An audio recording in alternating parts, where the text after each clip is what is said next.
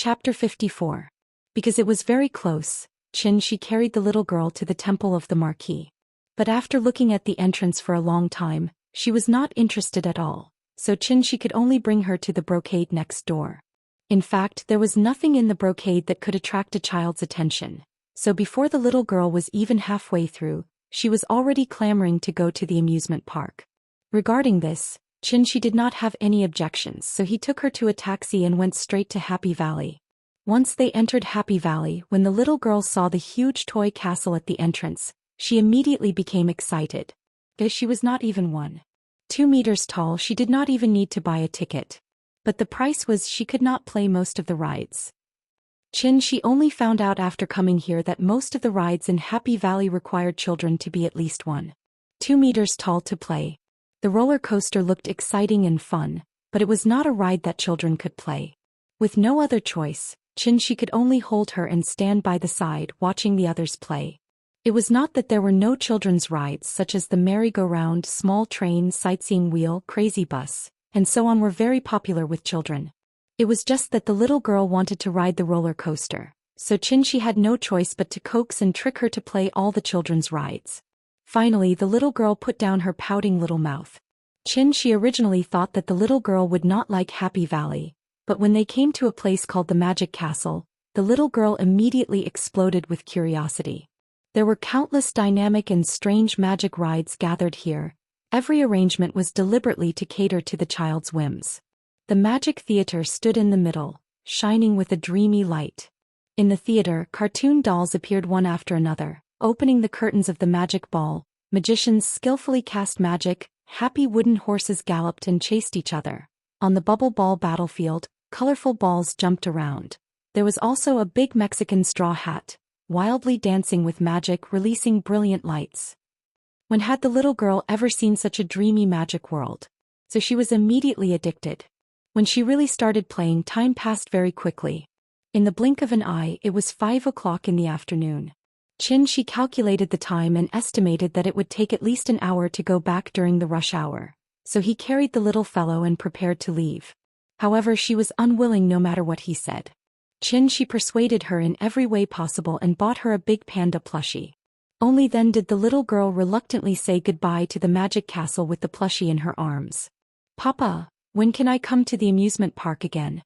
This place is much more fun than the zoo." "When you're a little taller, when you're a year older, Daddy will bring you here. By then you can also play those games." "Really?" "Of course, why would I lie to you? Then I want to ride the roller coaster." "The roller coaster won't work." "Why?" "You have to grow even taller to ride a roller coaster." "Papa is lying." When the father and daughter returned to Wuhou Temple Street, it was almost 6 o'clock in the evening. During this time, Aunt Zhang also called twice to urge them. Naturally, they had to eat hot pot in Chengdu. After all these years of training by Aunt Zhang, the little girl could eat a little spicy, so Aunt Zhang ordered a slightly spicy Mandarin duck pot. It seemed that every hot pot restaurant's business was very good. From afar they could see more than 10 plastic stools at the door. 20 to 30 customers were sitting there waiting in line for their number to be called. The smell of the hot pot was very strong. Before the little girl entered the door, she had already begun to sniff her little nose and kept looking around. He seemed to be very interested in this thing. She had never eaten hot pot before. When Xianxia carried her into the hot pot restaurant, Aunt Zhang's family had already ordered the dishes and were waiting for them in their seats. However, Xianxia did not immediately go over, because he felt that the atmosphere at Aunt Zhang's table was a little strange. Kai Shuqin held her phone with both hands and typed quickly. She seemed to be chatting on WeChat. Xia Pinglin lowered his head slightly and kept whispering something in Kai Shuqin's ear. Aunt Zhang looked at the hot pot in front of her silently. There was a baby carriage next to it. The baby was lying in the carriage obediently and chewing her fingers. Looking at his posture, it was obvious that something unpleasant must have happened before he came. Xianxia deliberately stood at the door for a minute. After a deep sigh, he carried Nian Nian and walked in. "You're back? Come. The pot is boiling. You can eat it any time." The moment Aunt Zhang saw Xianxia, she immediately put on a smile and quickly got up to ask him to sit down. Xianxia nodded at Aunt Zhang, then turned to Xia Pinglin and said, "Sorry for making you wait." Hearing that, Xia Pinglin forced a smile and responded, It's okay, it's okay. Sit down. I don't know if you like these dishes. I'll show you the menu, okay? After saying that, Xia Pinglin turned sideways and was about to ask the waiter to bring the menu over. However, at that moment, Kai Shuqin secretly kicked him under the table. Xia Pinglin was not a shrewd person, so it immediately showed on his face. Therefore he could only turn sideways a little awkwardly. He wanted to say something, but it was as if someone had suddenly grabbed his throat. Aunt Zhang did not seem to notice this. At that moment, Xianxia stood up and gently pressed Xia Pinglin's hand down. He then said with a smile, "You don't have to be so polite. The child and I are not used to Sichuan cuisine, let alone hot pot. We'll just taste it." Xia Pinglin nodded a little embarrassedly. Xianxia smiled at him politely, but Xia Pinglin immediately looked away. It seemed like he did not dare to look at Xianxia. Seeing this, Xianxia could only let out a long sigh in her heart. Dinner started in such a strange atmosphere. During that time, Kai Shuqin did not say a word. Her face was so dark that it could drip water. Aunt Zhang also seemed to have something on her mind. When she chatted with Xianxia, she always smiled very reluctantly. Xianxia saw all of this with her own eyes. After everyone was almost done eating, Xianxia used the excuse of going to the toilet and secretly wanted to pay the bill. However, his actions were noticed by Aunt Zhang. Aunt Zhang immediately rushed over and pushed Xianxia to the side. Xianxia did not dare to push Aunt Zhang. He could only wait by the side obediently and said helplessly, "Aunt Zhang, it's just a meal. Do you have to be so polite with me?" Nonsense. Not even a bowl of noodles. Aunt Zhang's attitude was very firm. She could not afford to offend her, she could not afford to offend her. Xianxia smiled bitterly and shook his head. When they paid the bill and returned to their seats, Aunt Zhang suddenly realized that Kai Shuqin had actually brought the child home without even saying goodbye. The child is hungry. Shuqin went back to feed the child first. "Let's go too," Xia Pinglin explained with a dry smile. However, Aunt Zhang was so angry that her face turned red. For the sake of face, Aunt Zhang did not immediately flare up, but her face was terrifyingly gloomy. After leaving the hot pot restaurant, Xianxia once again mentioned that he wanted to go to the hotel. However, Aunt Zhang was in a fit of anger, so she did not say a word and pulled him into the house. The little girl also saw that something was wrong, so she quietly said in Xianxia's ear, "Grandma is unhappy. Papa has to be obedient." Hearing that, Xianxia smiled helplessly and then touched the tip of the little girl's nose with the tip of his nose. He decided that he would take the little girl to Leshan to see the Buddha statue tomorrow. He could not stay in Chengdu and cause trouble for Aunt Zhang. In fact, Xianxia knew very well that Xia Pinglin and his wife were so poor that they could not afford a meal. Obviously that was not the case. Their family was not poor. Instead, they had a small savings and were ready to buy a house. The reason why Kai Shuqin had such an attitude was mainly because Aunt Zhang had been in Zhonghai for several years and did not take out a penny when she came back. They were all family. Kai Shuqin was Aunt Zhang's daughter-in-law, so there were some things that could not be said directly. However, this did not mean that she would not express her dissatisfaction in other ways. The appearance of Xianxia just happened to give her a chance to act. Chapter 55. The next day, Kai Shuqin didn't even eat breakfast before she left the house. Xia Pinglin, Aunt Zhang, Xianxia and the little girl sat at the table and ate silently. No one said anything. Even the little guy, who always liked to make a ruckus when eating, was now as well behaved as a kitten. Xianxia coughed softly, which finally broke the silence. "Aunt Zhang, I'm going to take Nian Nian to Leshan to see the Buddha today, so we won't come back tonight." While speaking, Xianxia also touched the little girl's little head. The little girl immediately nodded like a chick pecking at rice. While chewing, she said in a muffled voice, "I want to see the Buddha." Hearing this, Aunt Zhang could only nod and say, "Then pay attention to safety when you go there. There are many people in the scenic area. Don't let her run around." "Well, don't worry." Soon breakfast was over and Xia Pinglin was ready to go to work. But at this time Xianxia suddenly stopped him. "Brother Xia, let's add each other on WeChat. I'm new here and unfamiliar with the place. If I can't find the place, I'll have to ask you." "Oh, okay." Xia Pinglin nodded. Then without suspecting anything, he took out his phone and added Xianxia. Later, Xia Pinglin went to work and Xianxia sat with Aunt Zhang for a while. When it was about 10 o'clock, Xianxia carried the little guy and said goodbye to Auntie Zhang. They were just going to play for 2 days, not to go back to Zhonghai, so the little girl was not so clingy. Out of the door, Xianxia bought a travel bag at the store next door and then walked into the bank next door. Then he sent a WeChat message to Xia Pinglin and asked for Xia Pinglin's work location. Although Xia Pinglin was a little confused, he still returned the location to Xianxia. His work location was also in the first ring, but it was in the north of the city, so Xianxia took a taxi and arrived at the door of his unit after half an hour of traffic. Xia Pinglin thought that Xianxia was looking for him for something urgent, so he ran out in a hurry. But when he came out, Xianxia didn't say anything. Instead, he directly handed the big travel bag to him. Xia Pinglin reached out and weighed it. He found that the bag was quite heavy. When Xianxia released his grip, he immediately staggered. This bag was at least 40 to 50 kilograms, and he couldn't hold it with one hand, so he quickly stretched out his other hand and used a lot of strength to barely hold the travel bag in his arms. What's in it? Hearing this, Xianxia smiled but didn't say anything. Instead, he gestured for him to open it. Xia Pinglin put the bag on the ground and unzipped it.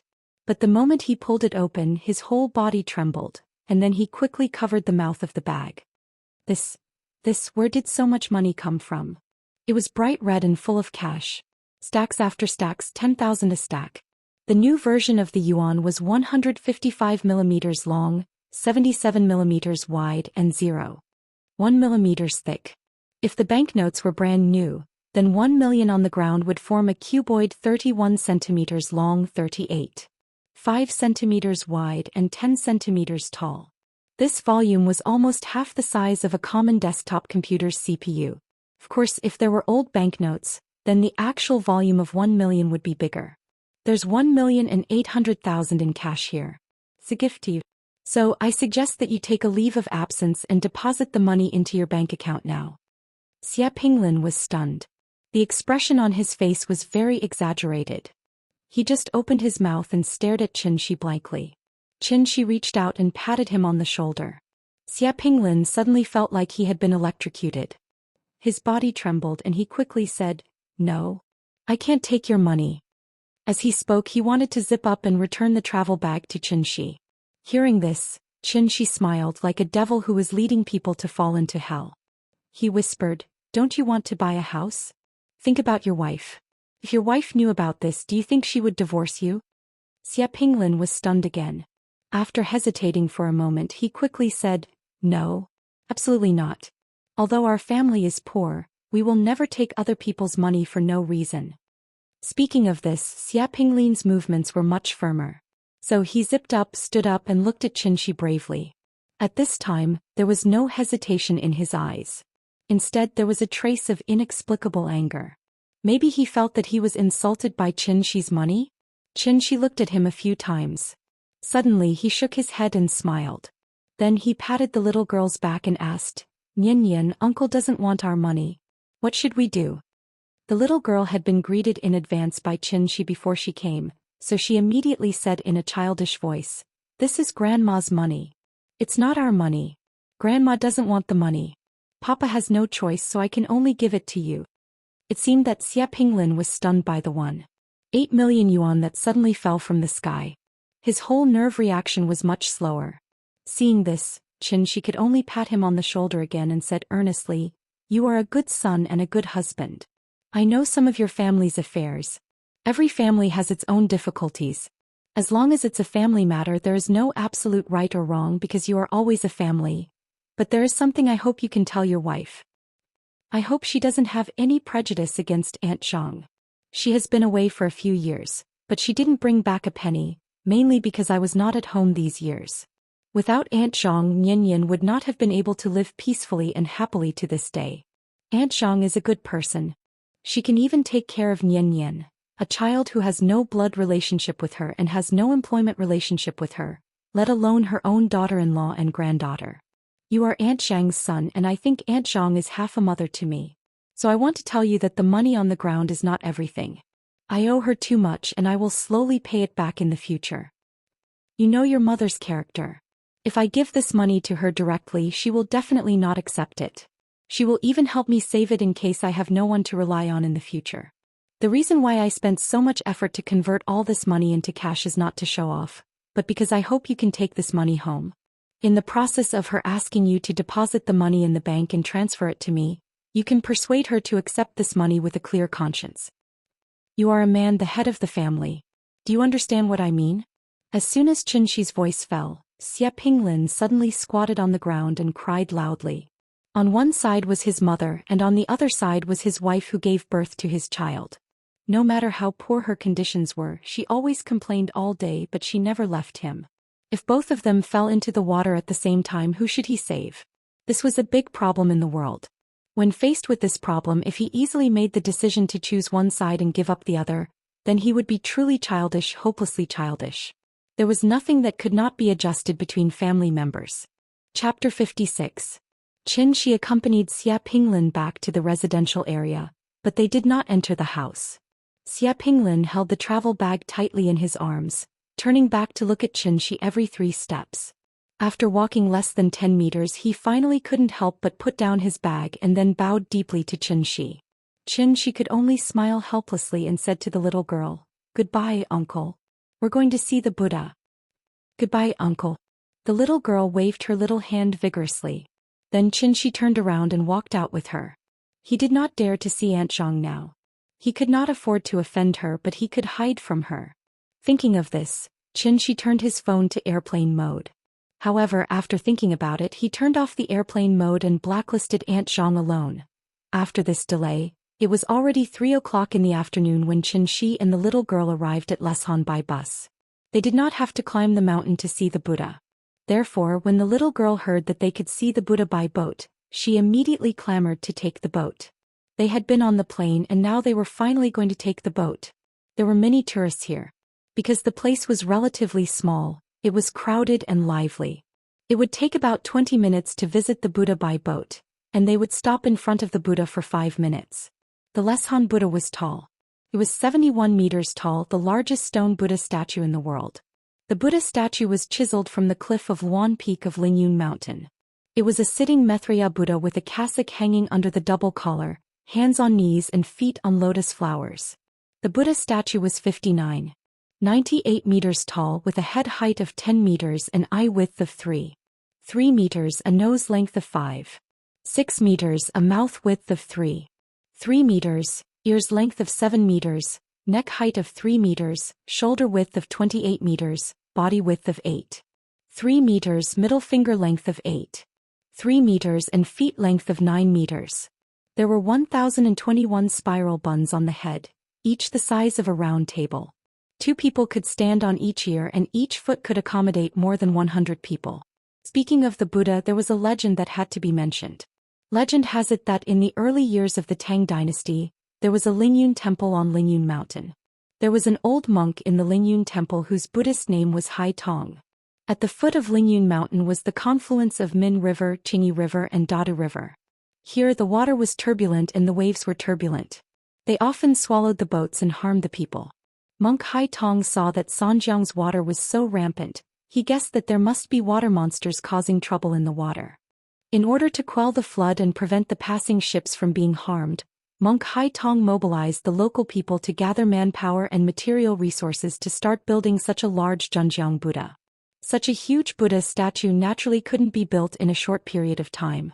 Therefore, when Hai Tong passed away, the Buddha statue only reached the shoulder.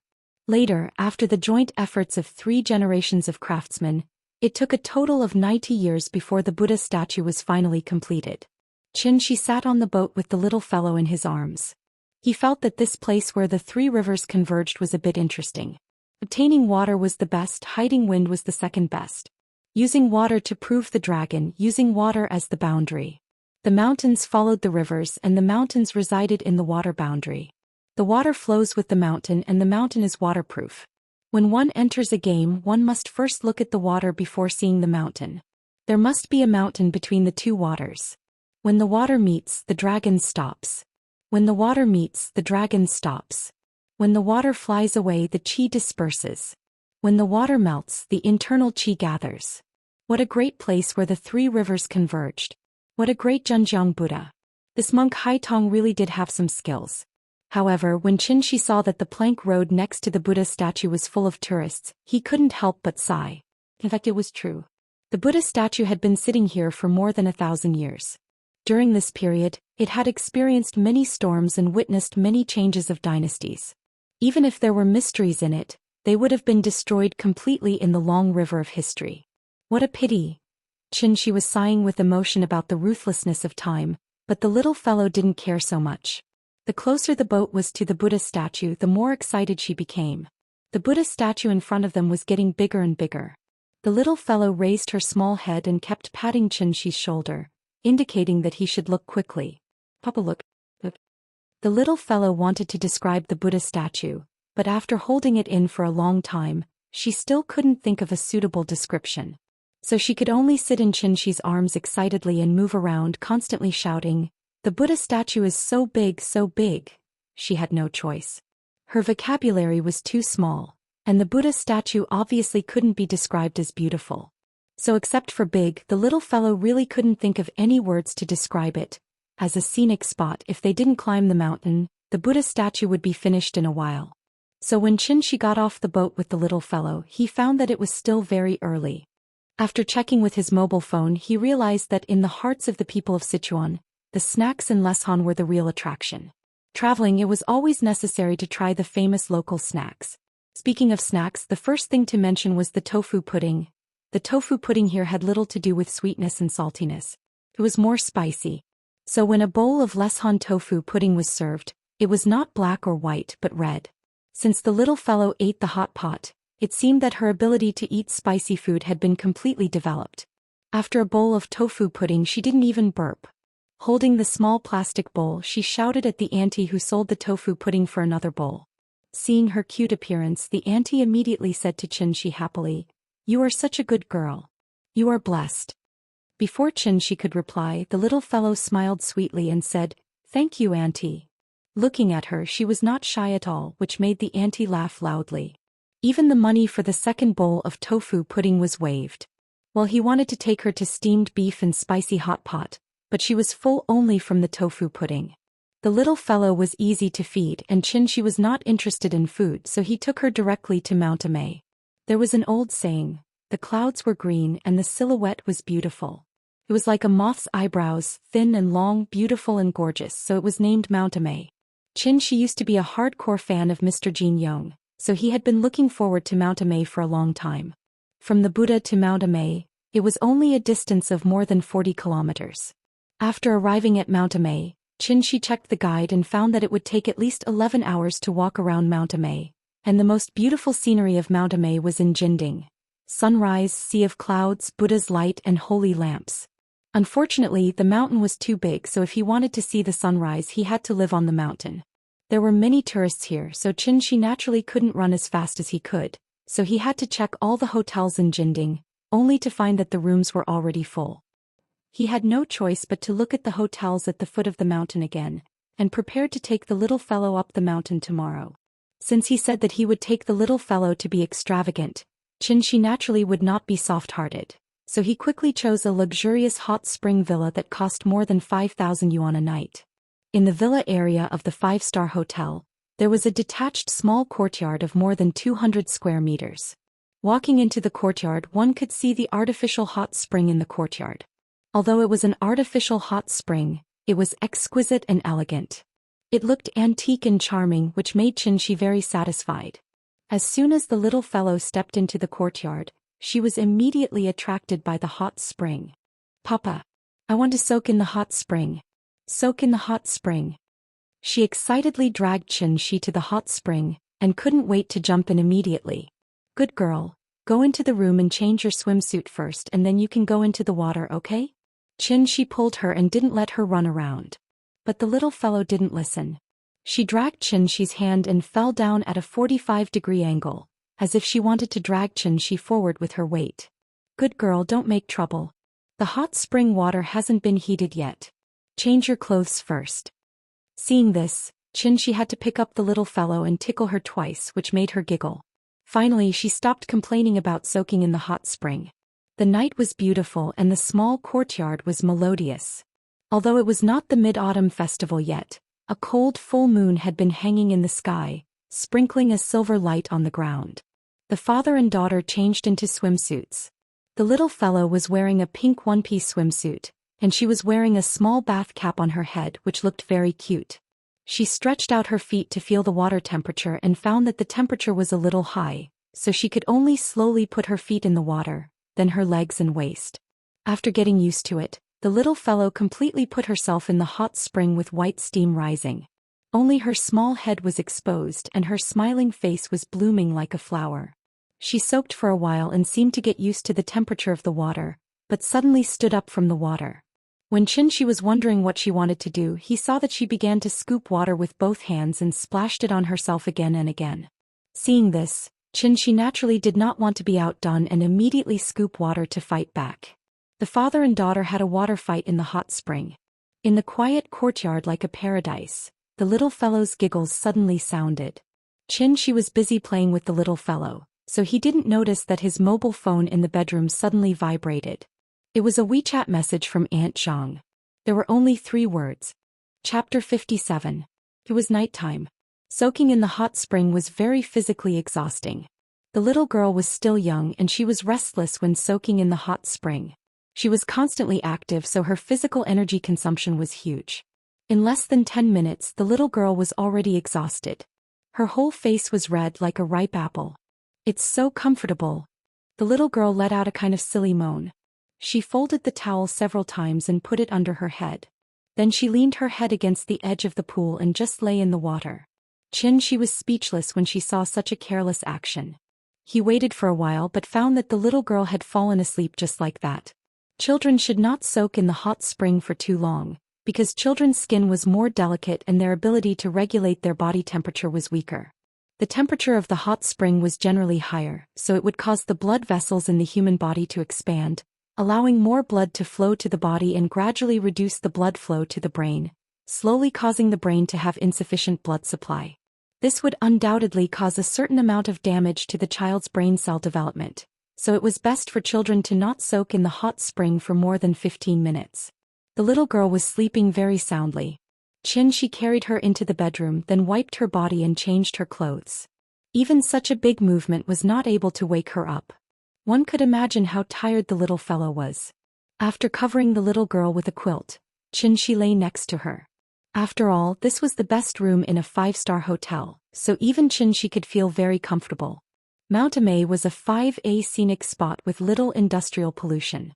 The density of the spiritual energy here was much higher than in Zhonghai. Xianxia silently felt for a moment, and then for the first time he assumed the posture of 5 hearts facing the sky and began to concentrate on meditation. After an unknown amount of time, Xianxia suddenly opened his eyes. Then he got out of bed and went outside the room looking in a direction. That direction was the location of Mount Immerse. He stood in the courtyard, looked in the direction of Mount Immerse, and then looked at the little girl in the room. After hesitating for a while, Xianxia suppressed the curiosity in his heart and decided to go up the mountain to investigate. Although he was very confident in the security of the 5-star hotel, before Xianxia left, he still set up layers of restrictions inside and outside to prevent anyone from breaking in and hurting the little fellow. This behavior was somewhat groundless, but Xianxia always felt that it was better to be safe than sorry. One could never be too careful. He hadn't even found his wife yet. If he lost his child, he couldn't guarantee that he wouldn't do something terrible. It was the wee hours of the morning, and Xianxia was like a fish back in water, quickly skimming over one roof after another. The night was his best coat, so even if someone happened to look up at the sky and see him, they would only think that they were seeing things. Xianxia hadn't recovered much of his true essence, so in order to reduce his consumption he had to give up on flying. Instead he leaped from roof to roof in the city. Although he wasn't flying, his speed was still extremely fast. In less than 5 minutes, Xianxia had already arrived at the foot of Mount Immerse. At this time, Xianxia suddenly seemed to have thought of something and hurriedly turned back. "I almost forgot. Although those restrictions could prevent outsiders from entering, they couldn't prevent the little fellow from going out. If the little fellow woke up and found that he was gone, crying would be a small matter. If she ran out to find him, then it would be really troublesome. He didn't want it to be like the 3 of them fighting the white bone demon, where Sun Wukong drew a circle and the demon couldn't enter, but Tang Sanzang went out himself. Xianxia would never allow himself to make such a low-level mistake. Back in the room, Xianxia saw that the little fellow was still lying on the bed, and he couldn't help but feel relieved. Gently kissing the little fellow's face, Xianxia cast a meditation spell on the little fellow to prevent her from waking up prematurely. After that, Xianxia patched up the restrictions that prevented the little fellow from going out, and finally rushed to Mount Immerse with relief. The environment of Mount Immerse was relatively humid, and the humid areas were known for long fogs, so it was easy for heavy fog to appear on Mount Immerse in the morning and evening. Therefore, many tourists would pray that there wouldn't be heavy fog on Jinding the next morning, so that they could see the famous sunrise on Jinding. Xianxia ran along the sightseeing path. Because it was early in the morning, other than 2 or 3 cars of the scenic area's staff, he didn't meet anyone else along the way. After running for about half an hour, Xianxia came to a place called the Elephant Washing Pool. This place belonged to the high mountain area, and the urban area was only 420 meters above sea level, but the altitude here had reached 2070 meters. Here, white clouds were faintly discernible and ancient trees towered into the sky. Xianxia stood on a stone path and next to him was a cliff. Borrowing the silver light of the clear autumn moon, he lowered his head and looked at the cliff that was like an abyss. Then he suddenly climbed over the fence and jumped down from the cliff. It took half an hour to come up, but it only took a few minutes to go down. At the bottom of the cliff there was a basin forest, and near the cliff there were a lot of rubbish thrown by tourists. Because it was getting closer and closer, Xianxia frowned slightly because of the strange aura.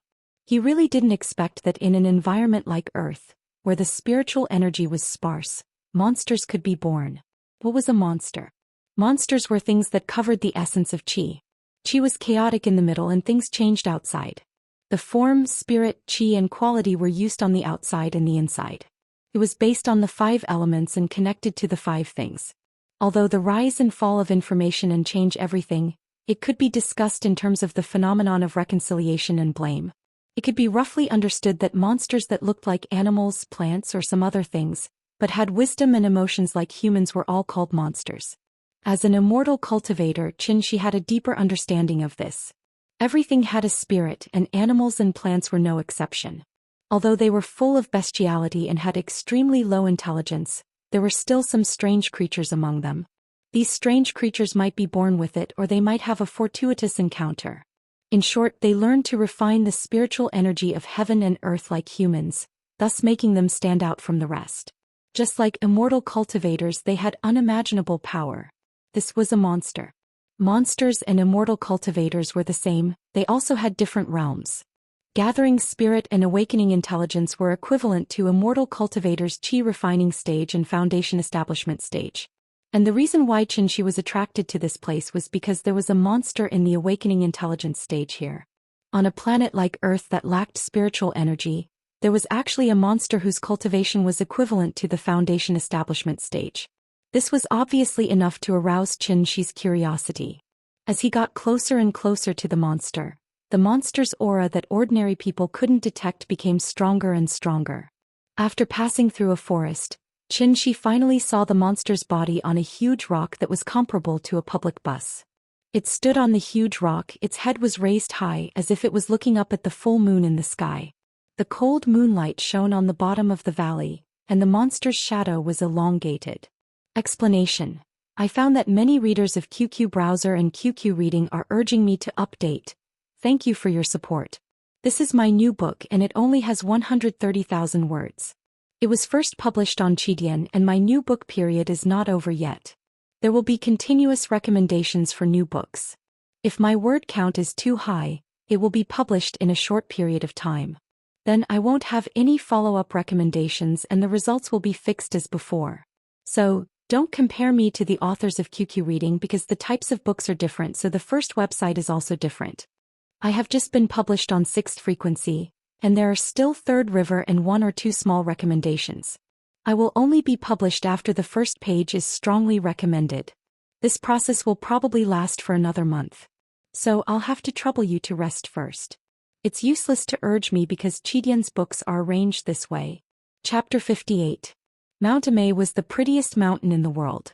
As an international 5A tourist attraction with a double heritage of world culture and nature, it received more than 3 million tourists a year. Therefore, Xianxia really did not expect that he would find a monster at the enlightened realm at the foot of Mount Immerse. This monster seemed to have found the way to refine the spiritual qi of heaven and earth, so it chose such a place with the richest spiritual qi to cultivate silently. After all, the mountain man was an immortal. Monsters cultivated immortality, and in the endless heavens, they first cultivated the human path and then became immortal. Human beings were the head of all things, and they were born like a flawless piece of white paper. Naturally, it was easier for them to ascend the heavenly path than other things. However, humans were complicated. Some fell in love and never got out. Some killed and harmed others to create karma. Some refused to follow their hearts and sink into their nature. Human nature was not divided into good and evil, and water was not divided into things. It was easy to do good and easier to do evil. If a person cultivated their heart from a young age, they would be pure and unimpeded. Naturally, it would be easier for them to step on the great path than other things. There was no free meal in the world, and how could there be an easy way to become an immortal? The devil path was easy to practice evil, and the ghost path was easy to practice suicide. The righteous path was difficult to practice, and it was difficult to achieve 1,000 tribulations. Xianxia didn't come here to slay demons and devils, he was just purely curious. Monsters were actually not as evil and cunning as shown in novels and movies. Before they gained intelligence, there was no distinction between good and bad in their behavior. Everything was based on instinct in order to survive. Natural selection, survival of the fittest, this was the law of nature. After gaining intelligence, they would learn to think like humans, but they would be much more innocent than humans. As for the complicated feelings that humans had towards demons, it was actually more due to the antagonism between races. In nature, there was no such thing as cruelty and killing. There were only producers, consumers, and decomposers. The monster in front of him seemed to have gained intelligence for a long time, so Xianxia did not feel too much of a bloody smell from it. Instead, it had the calm and tranquility of a reclusive master. It was now the era of firearms, and human civilization had developed to become omnipotent. The living environment of monsters was also more dangerous, so Xianxia was ready to leave after watching for a while. He had come without a sound, so naturally he had to leave without a sound as well. However, just as Xianxia turned to leave, the demon suddenly lowered its head and inadvertently saw Xianxia's back. It was stunned for a moment, and an extremely anthropomorphic expression appeared on its face. Then it suddenly came back to its senses and its fur suddenly stood up. Like a frightened cat, it immediately made a pouncing posture toward Xianxia's back. Yes, this was a leopard, and an extremely rare ink leopard. What was an ink leopard? It had the body of a tiger but was only 1/3 the size of a tiger. It was a medium-sized carnivorous beast, also known as a leopard or leopard. It is the smallest of the 4 large cats in the genus Panthera. The other 3 are lions, tigers, and jaguars. Shoulder height is about 0, body length is about 1, tail length is about 60 centimeters, weight is 60 to 100 kilograms. It had a round head, short ears, strong and powerful limbs, sharp claws, and strong flexibility. The leopard's whole body was bright, and its fur was brown and yellow. It was covered with black spots and rings, forming an ancient coin-like pattern, so it was called a leopard. Unlike the grayish-white snow leopard, the ink leopard was a black-colored individual produced by the mutation of the leopard's fur color. Its whole body was dark black and there were still copper spots on it. Therefore, this type of individual was often called an ink leopard.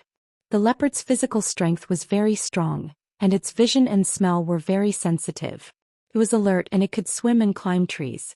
It became a bold and fierce carnivore with a wide range of food. It was good at jumping and climbing.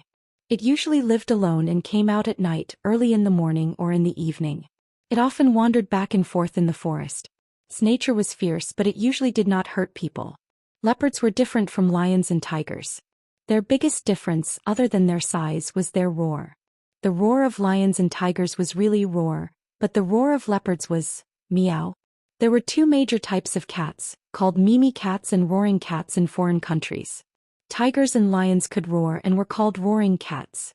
Cheetahs were classified as mimi cats and could not roar loudly. The reason for this difference was that the structure of the hyoid bone in their throats was different. However, this difference was not enough to separate them into 2 families, so they were all classified as large cats. Of course, unlike the clear sound of a cat, a leopard's roar would have a hint of hoarseness. Leopards and cats were the same. Their eyes had night vision, so even if Xianxia's figure was covered by the shadows of the forest, this ink leopard was still sharp enough to notice him. As an intelligent wild beast, the ink leopard's intelligence was not inferior to that of a human's. Therefore it was very clear that if this person was allowed to return alive, then there would definitely be groups of search teams coming to look for it the next day. And it would once again embark on the path of finding a habitat. Therefore, almost without any hesitation, the ink leopard's muscles tightened, and then it suddenly pounced. Its body was like an eagle pecking at food, and it flew off the giant rock at an extremely fast speed, directly pouncing on Xianxi's back. However, just as it was about to pounce on the human figure, a hand strangely appeared in front of its eyes. The ink leopard was shocked. Before it could react, the hand directly grabbed its neck and then, like pinching a duck, it pinched its neck and hung it in the air. Monsters were different from humans. They did not learn so many mysterious and unpredictable spells. Their sharp fangs and claws were their most advantageous weapons, and their skin was their strongest defense. Even if they had intelligence, they would continue to temper and strengthen their bodies, and fight against immortal cultivators purely with their physical bodies. Therefore, when the ink leopard's neck was pinched, the sharp claws on its front legs immediately popped out, and viciously scratched at the human's arm. However, after its sharp claws scratched, the ink leopard was shocked to find that its indestructible claws could not even scratch the human's skin. At this time, the force from the arm grew stronger, and the ink leopard's breathing became more and more difficult. It had just gained intelligence, but it was far from reaching the stage where it could not eat, drink, or breathe. Meow. The ink leopard struggled and let out a cry, and Xianxia saw a pleading expression on its face. After thinking for a while, Xianxia slightly loosened his fingers, and let the ink leopard fall from his hand. Forget it, with the environment on Earth, without the inheritance of a tribe, and without the guidance of a powerful person, it's already not easy for you to cultivate to the point of gaining intelligence. Go, I'll spare your life today, but you have to remember, don't kill people in the future. After saying that, Xianxia turned around and walked back the way he came. The ink leopard crouched on the ground and put on a defensive posture. However, after hearing Xianxi's words, a confused expression immediately appeared on its face. It looked in the direction that Xianxia left, and its eyes rolled around as if it was thinking about something. After hesitating for a while, the ink leopard seemed to have made a decision, and started running in the direction that Xianxia left. Xianxia stood at the bottom of the cliff and was thinking about whether there was a shorter way to return. At this time there was a faint sound coming from the forest. Xianxia turned around and saw that the ink leopard was actually following him. The ink leopard carefully came to a place not far from Xianxia, and then suddenly bent its front legs, lowered its head and let out a series of meows. Xianxia thought for a while and then asked, "You want to go with me?" Hearing this, the ink leopard immediately raised its head and nodded in a very human-like manner. Then it let out a meow. Interesting. Xianxia suddenly laughed and asked, "Can you become smaller?" The ink leopard tilted its head as if it did not understand what Xianxia meant. However, it seemed to be afraid that Xianxia would not want it, so it quickly let out another meow, and at the same time, used its front paws to scratch the ground a few times. Seeing this, Xianxia squatted down and then put his hand on its head. Just nice, Nian needs a partner. This great wilderness physical exercise technique is a bargain for you. Thank you, Ning Xiaojia, for the 10,000 reward. I have to hug Ning Xiaojia's long legs tightly. Chapter 59. The next day. By the time the little fellow woke up, the sun was already up to her butt. Xianxia was sitting in the yard quietly reading a magazine. A black kitten was curled up in a ball, yawning at his feet in boredom. The little fellow sat up, then raised her hands and rubbed her eyes. Before he put down his hands, she had already shouted in a muffled voice, "Papa, Papa. Hey, here I'm coming." Hearing the little fellow's shout, Xianxia immediately dropped the magazine in his hand and ran into the room. "Papa, carry me." The little fellow couldn't open her eyes. After glancing at Xianxia through a slit, she stretched out her hands for him to carry her. "Hey, let's go. Papa will take you to wash your face." Xianxia put his hand under the little fellow's armpit, lifted her up from the bed and then carried her to wash up. After washing her face and brushing her teeth, the little fellow finally woke up. Perhaps it was because she had rested well last night, but she seemed to be in high spirits. Before Xianxia had time to wash her face for the second time, the little fellow had run out of the bathroom excitedly. "I'm going to climb the mountain." "Don't worry, eat first." Xianxia quickly put down the towel and chased out. At this time the little fellow suddenly exclaimed, "A kitty." The black cat was squatting at the door and watching. When it saw the little fellow pouncing on it, it immediately jumped to the bed and avoided the little fellow. The little fellow was not as agile as it. After missing, she didn't give up and turned around to chase it again. But the black cat didn't seem to like being close to her, so it jumped to the bed, kicked the wall hard and flew out of the little fellow's head. At this time, Xianxia also came out of the bathroom. He saw the little fellow looking at the black cat eagerly with a face full of desire, so he immediately shouted, "Come back, let her touch you." The black cat paused and then reluctantly moved to the little fellow. The little fellow squatted down, hugged the black cat and laughed, "Papa, I love it." The black cat struggled to jump out, but Xianxia glared at it and said, "Remember, it used to be heaven boss, earth second and you third. Now it's her boss, my second and you third." Meow. Hearing this, the black cat meowed weakly as if responding to Xianxia. The little fellow rubbed the black cat's chin with both hands and then patted its head. She looked at Xianxia and asked, "Papa, what's its name?" "Let's call it Big Cat." "Good. Big Cat. From now on you're my pet." The little guy hugged the big cat tightly in his arms. However, she did not notice that the black cat in her arms had actually rolled its eyes. Cats were cold by nature. They were the polar opposite of dogs. Therefore, Xianxia thought for a moment and said to it, "You're also a cat, so I'll treat you as a cat for the time being. Yin Yin is still young. In the future, in addition to staying by her side to take care of her and protect her, you also have to play with her. You can only be happy when she's happy, understand?" Speaking of this, Xianxia paused, thought for a moment and then added, "Don't be as arrogant as a cat. You have to be more enthusiastic and unrestrained like a dog, okay?" The big cat did not say a word and was silent for a long time. Xianxia was a little dissatisfied. After giving it a fierce stare, he threatened, "You don't want to? Then I'll go find another dog to play with her." The big cat was frightened. Now that it had tasted the sweetness, of course, it was not willing to leave. Therefore, after thinking about it, it chose to compromise. Self-esteem was not important. Therefore, the big cat stuck out its tongue and licked the little fellow's little face a few times. Suddenly, the little fellow laughed loudly. Because they still had to climb the mountain, one day was obviously not enough, so Xianxia could only renew the room. After lunch, the father and daughter took the cat and set off in a car. Although they were going to climb the mountain, in fact, the only one who was really climbing the mountain was Xianxia. The little fellow sat in his arms and the black cat sat in the little fellow's arms. This strange combination had attracted the attention of countless people along the way. One must know that the weight of a soldier during daily training was generally about 15 kilograms, and it would only reach 20 kilograms during intensive training. Xianxia was still climbing the mountain. A 4-year-old child and a cat would weigh at least 20 kilograms, which completely met the standard of intensive training. Therefore, after walking for a while, Xianxia felt that something was wrong. It was too eye-catching. But he could not put the little fellow down and let her walk on her own. Therefore, after thinking for a while, Xianxia simply quickened his pace. Under the stunned expressions of the crowd of tourists, he quickly walked up the mountain. There were so many people here. As long as he got rid of the tourists below, the tourists above would naturally not know how far he had walked with the child. The little fellow was purely looking for novelty and had no special interest in the scenery, so Xianxia directly took her to the cable car that went straight to Jinding. Hearing that they were going to take the cable car, the little fellow was very excited at first, but when she really got on, she felt a little scared. The cable car was different from the plane. Not to mention the small space, the carriage kept shaking when it moved. The little fellow sat next to Xianxia and hesitantly glanced at the woods below the cable car.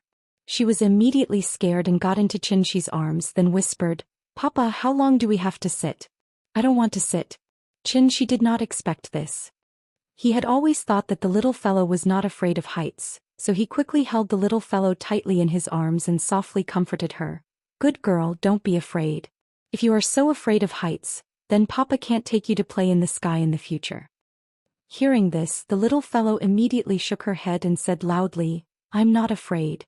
I want to play in the sky." After that, she wanted to pretend to be very brave and turned her little head to look out of the window. But then she was frightened by the height outside and quickly got back into Xianxia's arms, not daring to show her head again. Xianxia touched her head and said with a smile, "Well, Papa is here. Don't be afraid." The Jinding cable car was 1,164 meters long, so they could not sit for long. After getting off the cable car, the little fellow's interest was obviously reduced a lot. Obviously she had a psychological shadow. Zhu Mo, the 21st son of Zhu Yuanzhang of the Ming dynasty, was a devout Buddhist. He was rewarded 3,000 taels of gold and built the Great Immerse Golden Hall at the highest point of Mount Immerse. Because the roof tiles, pillars, doors and lattices of the Golden Hall were all copper and gold, and under the sun, it shone brightly, so it was called Jinding. The real Golden Hall was destroyed in the turmoil many years ago, so now the Golden Hall was a modern building after being restored, not an ancient building that had been handed down. The scenery of Jinding was really beautiful. The vast sea of clouds spread out on the horizon like a snow-white carpet, smooth, thick and boundless. When the mountain wind blew, the sea of clouds drifted away, and the peaks and ridges became small islands in the sea of clouds. Then Xianxia took a picture of the little fellow in front of the golden statue of Samantabhadra of 10 Directions. Chapter 60. After soaking in the hot spring again, the trip was coming to an end. At noon the next day, just as Xianxia was packing up and preparing to take Nian back to Chengdu, Lin Xian called. Ever since he saved Lin Xian that day, Xianxia had never seen Lin Xian again, and he never had the chance to make up for the meal he owed her. It had only been less than a week, but to Xianxia, it felt like a long time had passed, so much so that he couldn't hear anything wrong from Lin Xian's tone. However, the more normal she acted, the more Xianxia felt that something was wrong with her. What have you been busy with recently? I'm taking Nian to Chengdu to play. What's wrong? Chengdu? The rehearsal is tomorrow. I thought I should let you know, but don't forget Feng Lei only has one flower girl and one monk. If you screw up, she'll really be at a loss. Don't worry, we're ready to come back. Xianxia was talking on the phone while looking at the little girl who was playing hide-and-seek with the big cat in the yard. Okay, then I won't nag you. See you tomorrow. See you tomorrow. The so-called hide-and-seek was not a game of hide-and-seek but a real game of hide-and-seek. The little girl ran and the big cat chased. It was also difficult for the big cat. Every time it was about to catch up, the little girl would make a smart turn, and then the big cat would have to deliberately pretend that it couldn't make the turn and rush forward, making the little girl stand at the side and laugh. Okay, Nian, stop playing. We should go back to Chengdu. Xianxia walked into the yard, picked up the little girl from behind and then carried her out. When the big cat saw this, it immediately jumped onto Xianxia's shoulder and laid down on Xianxia's shoulder to take a nap. Before returning to Zhonghai, he had to let the little girl say goodbye to Aunt Zhang. He had already seen Aunt Zhang's WeChat message, but he didn't dare to reply. Aunt Zhang didn't call him after that, so Xianxia was a little nervous. He couldn't figure out what Aunt Zhang was thinking. Although he was hesitating, Xianxia didn't stop walking. After checking out, he took the little fellow and got on the bus to Chengdu. Everything would have to wait until she met Aunt Zhang. To be honest, Xianxia didn't really want to meet Aunt Zhang at this time, but for the sake of the little one, he had to brace himself and make the trip. When he returned to Chengdu, it was only 2 in the afternoon, so Xianxia booked a plane ticket online. In order not to return home too late, he booked the plane ticket for 7:20 p.m. And this time he bought a first-class ticket. He still had more than 100,000 yuan in his card, so in order to make the little girl happy, he wouldn't hesitate to spend money at all. However, after buying the plane ticket, Xianxia seemed to have thought of something. He frowned and glanced at the big cat in the little girl's arms. Pets couldn't board the plane, and the first thing to do was to get a quarantine certificate. Then it would be placed in a pet air box for random transportation. Thinking about it, it was troublesome, so Xianxia glanced at the big cat, thinking that since it was so smart, it should have a way to sneak through the security check. As long as it could pass the security check, he could put it in his travel bag and bring it on the plane. After leaving the station, Xianxia took a taxi with the little girl and the big cat to number 262 Courtyard on Wuhou Temple Street. Today was Thursday, so Xia Pinglin and Kai Shuqing were not at home. Aunt Zhang was alone at home to take care of her granddaughter. Grandma. Open the door, we're back. Xianxia used the little girl's body to block himself and then sent her to knock on the door. The door opened quickly. Aunt Zhang glanced at the little girl, then glanced at Xianxia who was hiding behind her. She couldn't help but snort coldly and said, "You've grown up, huh? You don't even answer my phone." After saying that, she turned around and went back into the house. Seeing this, Xianxia immediately put the little girl down, then patted her back, indicating for her to follow. The little girl understood what Xianxia meant, so she quickly ran into the house. After Aunt Zhang sat on the sofa, she immediately lay on her lap. "Grandma, I missed you so much." Xianxia hesitated at the door for a moment before entering the house. In the house, Aunt Zhang was sitting on the sofa with the little girl in her arms. The little girl kept saying good things about Xianxia so that Aunt Zhang would not be angry. Aunt Zhang was talking to the little girl in a pleasant manner, but when she saw Xianxia come in, she glared at Xianxia fiercely and then said somewhat angrily, "Hurry up and sit down. Boy, tell me honestly what's going on with that 1 million. Where did you get so much money?" Aunt Zhang was the first person to see Xianxia, so she naturally knew how much he was worth. However, she did not expect that as soon as she left Zhonghai, Xianxia would follow her with 1 million. Was he robbing a bank? Hearing this, Xianxia immediately adjusted his expression and said very seriously, "It's like this. I used to study computer science and I've been in this line of work since I graduated. Didn't I have a small gathering with a few classmates some time ago? Then they asked me to invest and develop a new software together. You also know that the internet is the most profitable industry now, so I didn't tell you before because it hasn't been done yet." Xianxia took advantage of the fact that Aunt Zhang did not understand the internet and went up to fool her. Aunt Zhang listened for a long time and saw that he seemed to be telling the truth, so she somewhat believed his words. After all, everything related to the internet in the past few years was too deeply ingrained in people's hearts. So after thinking for a while, Aunt Zhang said solemnly, 8 million is too much. If you really want to give me a salary, then it's 200,000 for 4 years. Plus the 50,000 you gave me before 25 is about enough. It's not easy for you to make money. Wait for me, I'll give you the card." After that, Aunt Zhang wanted to get up to get the card. Seeing this, Xianxia immediately motioned for the little girl to come over.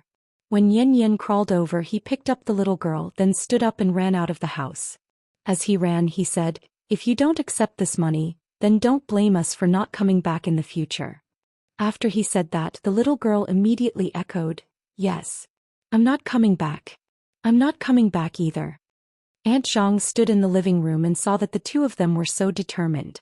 After hesitating for a while, she could only sigh deeply and say, "You should know that I didn't take care of your child for the sake of money all these years."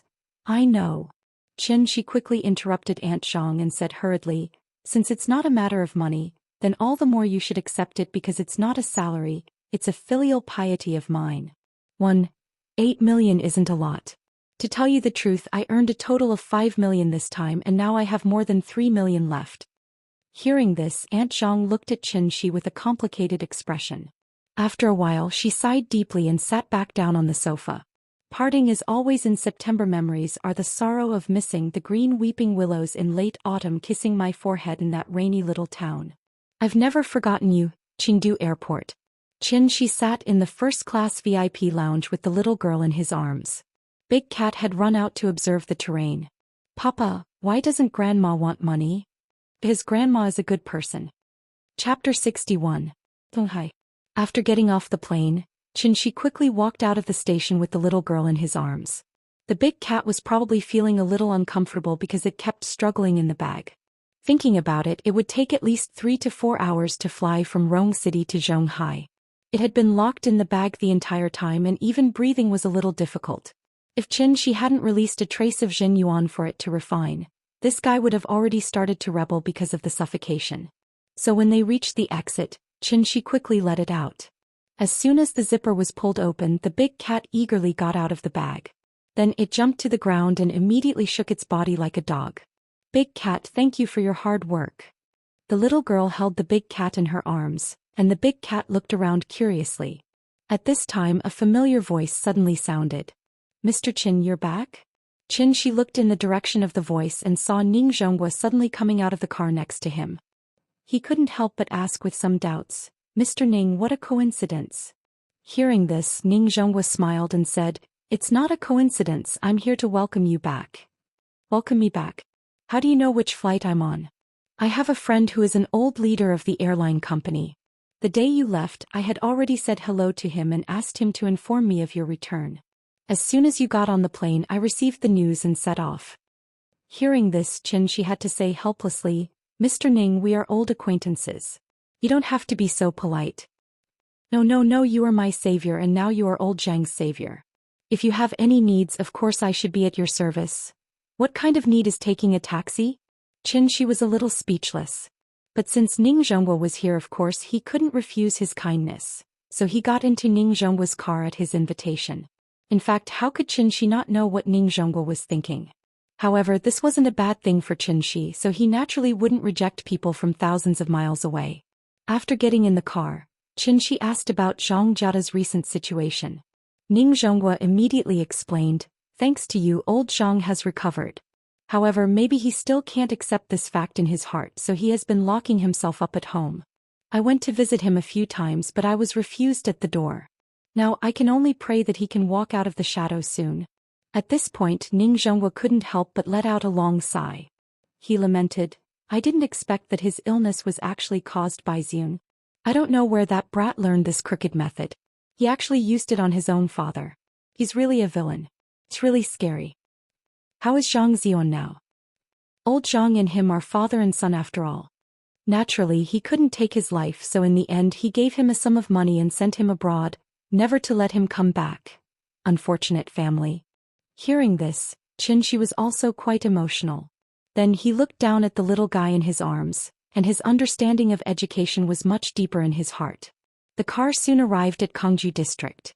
After Ning Zhonghua and Xianxia exchanged a few polite words, Ning Zhonghua decisively ordered the driver to drive away. This made Xianxia a little confused. He thought that Ning Zhonghua would make some request, but he didn't expect that Ning Zhonghua didn't say anything in the end. Could it be that he really came all the way here just to welcome me back? Is this necessary?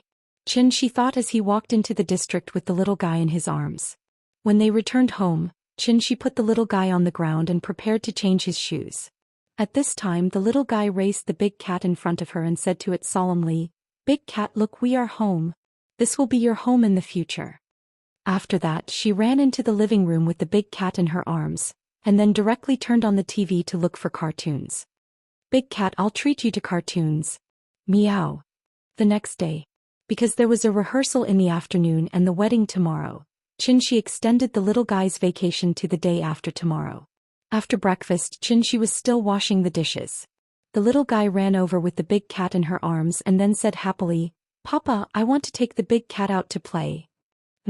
Where do you want to play?" "In the yard." "Oh, okay, wait for me, I'll go with you." Xianxia nodded. When he was about to put the washed dishes into the cupboard, the little guy secretly smiled, turned around and ran to the door with the big cat in her arms. "Hey, don't run." Xianxia took the bowl and quickly chased out of the kitchen. But the little guy didn't listen at all. She ran to the door and then tiptoed to open the door. Seeing this, Xianxia couldn't stop her, so he had to shout to the big cat, "Big cat, look after her, don't let her out of the community." With the big cat accompanying her, the little guy shouldn't have any problems in the community, so Xianxia was not in a hurry. He was going to tidy up the kitchen and then go out to play with her. Although the child was still young, he had to give her some freedom, didn't he? But then again, Nian used to be very obedient and never ran out by herself. But the big cat had only been here for less than a day, and Nian already dared to run out alone with it? Could it be that she was led astray by the big cat? As Xianxia washed the dishes, he wondered if he should warn the big cat. Although the big cat's intelligence was high, it was still a beast after all. In addition, it had been hiding in the mountains for years to practice, so its mind was as pure as Nian's. After these 2 days of being together, it was more and more obedient to Nian's words. After Nian ran downstairs, she directly took the big cat to the children's activity area in the center of the community. This children's activity area was originally just an empty space. At that time, the neighborhood committee hadn't been disbanded yet. Everyone saw that there were more and more children in the community, so they organized all the residents to pool money together. Each family contributed more than 10 yuan to transform this place into a children's activity area. The so-called children's activity area actually only had 1 slide and 3 swings. Later, when the street office heard about this, they spent money to buy a few outdoor fitness equipment for the community, completely turning this empty space into an important leisure activity area in the community. The little girl carried the big cat to the slide. This slide wasn't as exquisite and beautiful as the slide in the kindergarten. Many parts of the slide had even peeled off, but the little girl didn't mind at all. She carried the big cat and climbed up directly. She waited in line until the child in front of her landed safely before sitting at the slide. Then she carried the big cat and slid down excitedly. One slide was actually only a few seconds, But the little girl liked to play, so she immediately stood up after landing and was ready to line up again to play again. But at this moment the child behind her didn't seem to notice her, so he rushed down and kicked the little girl's calf directly. The little girl immediately lost her balance after being hit by him, and her whole body fell straight to the ground just like that. Chapter 62. The sudden turn of events caused the little guy to lose his balance. His small body immediately fell straight to the ground. Because she was holding the big cat with both hands, she couldn't use her hands to support herself on the ground. Seeing that she was about to fall to the ground, the little fellow was worried about the big cat in her arms. So she instinctively bent her body slightly, afraid that she would crush the big cat if she fell. Bang! After a muffled sound, the little fellow fell heavily to the ground face first. But fortunately the big cat was a monster after all. So at the last critical moment, the big cat suddenly jumped out of the little fellow's arms and used its body to support her face, so that the little fellow wouldn't fall to the ground. The little fellow lay on the ground, her head on the big cat's body. Big cat. After regaining her senses, she immediately sat on the ground and hugged the big cat again, ignoring the pain. In the little fellow's heart, the big cat was younger than her, so she should be the one to take care of the big cat. The little fellow nervously looked at the big cat's condition, and after seeing that it didn't seem to have any problems, she wanted to stand up with the big cat in her arms. But just as she moved her feet, she suddenly felt a piercing pain in her knee. The little fellow looked down and found that the skin on her left knee had been scraped, and blood was still oozing out. It looked very serious. The blood mixed with the dust on her knee, and the bright red stain against her white skin was particularly eye-catching. Seeing that she was injured, the big cat immediately jumped out of her arms and made a pouncing posture towards the little boy behind the little fellow. Meow. The big cat jumped to the ground, its front feet touching the ground and its back legs slightly bent. All the hair on its body stood on end. It stared at the little boy, slightly grimaced, and made a low and hoarse voice. If it wasn't for Xianxi's strict order to not change back to its original form, it would have already transformed and pounced on the little boy. Big cat. Don't scare people. Seeing this, the little guy immediately reached out and pressed the big cat's back, dragging it back to his side. Then he hugged the big cat tightly in his arms. The little boy seemed to be frightened by the big cat's appearance. He stood where he was and didn't dare to move. Cats usually don't attack people, but if they really go crazy and bite people, they are much more powerful than dogs. At this time his parents also saw the situation here, so they quickly ran over to protect the little boy behind them. The little boy's parent was an auntie about the same age as Auntie Zhang. He seemed to be very afraid of the big cat and immediately hid half of his body behind the auntie. The woman looked at the little boy and then at Nian. When she saw the injury on Nian's knee, she immediately understood what had happened. Thus, the auntie grabbed the little boy's ear and pulled him out from behind her, then shouted at him, "Little brat, why aren't you apologizing to your little sister?" After hearing the auntie's scolding, the little boy seemed to understand his mistake, so he lowered his head and said softly, "I'm sorry, little sister. Didn't you eat?" Louder. The little boy was shocked by the auntie's roar. After hesitating for a while, he cried out, "I'm sorry." Hearing this, Nian smiled sweetly and said generously, "Grandma, it's okay, don't blame brother." But after she said that, her little face couldn't help but wrinkle. The pain from her knee made her unable to stand steadily. The auntie saw her in pain and immediately squatted in front of her, asking with concern, "Little sister, where is your house? Let me send you home. Don't worry, I'll take revenge for you later by smacking his butt." Nian shook her head and hurriedly said, "Grandma, don't hit brother. I'm fine, I can go home by myself. My house is there." The little girl turned around and pointed behind her, then looked at the injury on her knee. She then said seriously to the auntie, "I'm going home. Goodbye, Grandma." After saying that, she turned around and walked back the way she came. She walked very slowly. The injury on her knee made her unable to lift her leg too much, so she could only move out step by step. The auntie saw her pitiful look and was instantly furious. She pulled the little boy's ear and shouted at him, "How dare you bully people? How dare you bully people?" As she said that, the auntie used her hand to slap the little boy's butt. The little boy cried out in pain and shouted, "I didn't do it on purpose." Nian carefully moved home. Because it was only a scratch, there wasn't much blood on her knee. But that kind of pain was real. It was so painful that she couldn't walk. The little girl didn't know why she didn't cry. In short, her mind was completely blank right now. There was only one thought left: to go home. She slowly walked through the forest path and then came to the main road of the community. Opposite was her home. The little girl stood on the side of the road, looked around carefully and then moved over step by step. Suddenly, Xianxi's figure appeared downstairs. Then the little girl felt as if she was suddenly flying. The scene in front of her was like a TV series that was fast-forwarded, switching quickly, and her ears were full of whistling sounds. When she came back to her senses, she found that she had returned home. What happened? Xianxia sat on the sofa, then put the little girl on his lap and then looked at the big cat expressionlessly. The big cat was frightened. It was a beast and a monster in the wisdom realm, so it was particularly sensitive to aura and danger. Xianxia suddenly burst out a strong murderous aura, which scared it so much that its hair stood up, and its whole body seemed to be bigger. "Papa, I'm fine, it doesn't hurt." The little girl seemed to feel Xianxi's strangeness, so she reached out and touched Xianxi's face. Her fingers were a little cold, much colder than Xianxi's face. Xianxia felt the little girl's movement, so he looked down at her, reached out and touched her little face, and then gently put his hand on the little girl's knee. "Tell Papa who bullied you." While speaking, Xianxi's true essence rushed out like a flash flood, and the injury on the little girl's knee suddenly began to recover at a speed visible to the naked eye. However, after hearing Xianxi's words, the little girl shook her head and whispered, "Brother didn't bully me, he didn't mean to hit me, Papa. Don't hit brother." Was it really an accident? Hearing this, Xianxia couldn't help but frown and turned to look at the big cat. Seeing this, the big cat immediately meowed. Fearing that Xianxia wouldn't understand, it quickly nodded its head. 5 minutes later, when Xianxia took his hand away, the little girl's knee had completely recovered.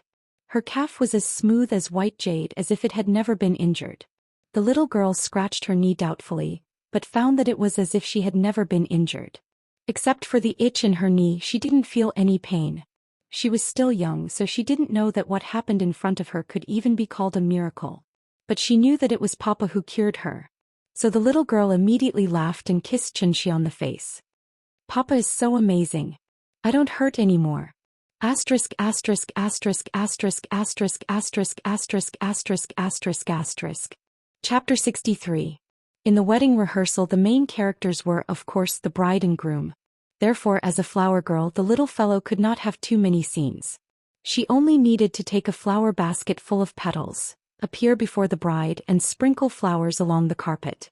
The reason why she was asked to come to the rehearsal was that he was worried that the child would be too young to walk alone on the carpet under the attention of thousands of people. A wedding was sacred and solemn, so it should be done to the best of its ability. Because of the episode just now, the little fellow did not want to go out to play anymore. Seeing this, Xianxia took her out directly and took a taxi to the address sent by Lin Xian, ready to let her play at the rehearsal place. Feng Lei's family was very rich, which Xianxia had always known. But it was not until he took the little fellow to the rehearsal place sent by Lin Xian that Xianxia suddenly had a more intuitive understanding of Feng Lei's family's financial resources. Because Feng Lei's wedding would be held on a luxurious cruise ship. In recent years, with the development of society, cruise ship tourism had become an important part of the international tourism industry, and the total number of passengers around the world was as many as millions. Therefore, more and more people in Wuxia chose to travel by cruise ship. Cruise ships were no longer a rare thing, but it was rare to see someone like Feng Lei who rented an entire cruise ship just for the sake of holding a wedding. This cruise ship was called Xingmeng, and it was a very luxurious large cruise ship, with a displacement of up to 120,000 tons and a maximum capacity of 3,500 passengers.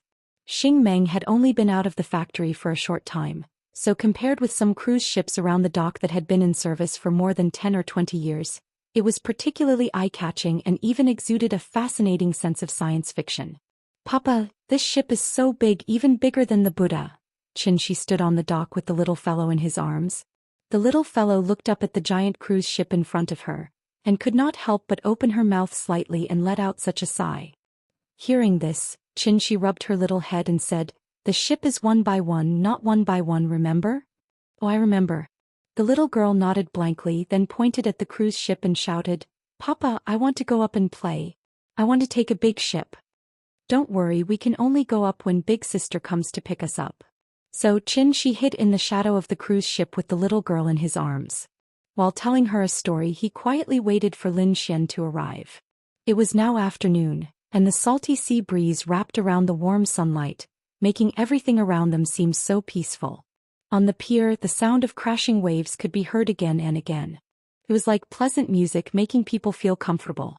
The big cat jumped out of the little guy's arms and ran to a stone pillar where it could bask in the sun and lay down.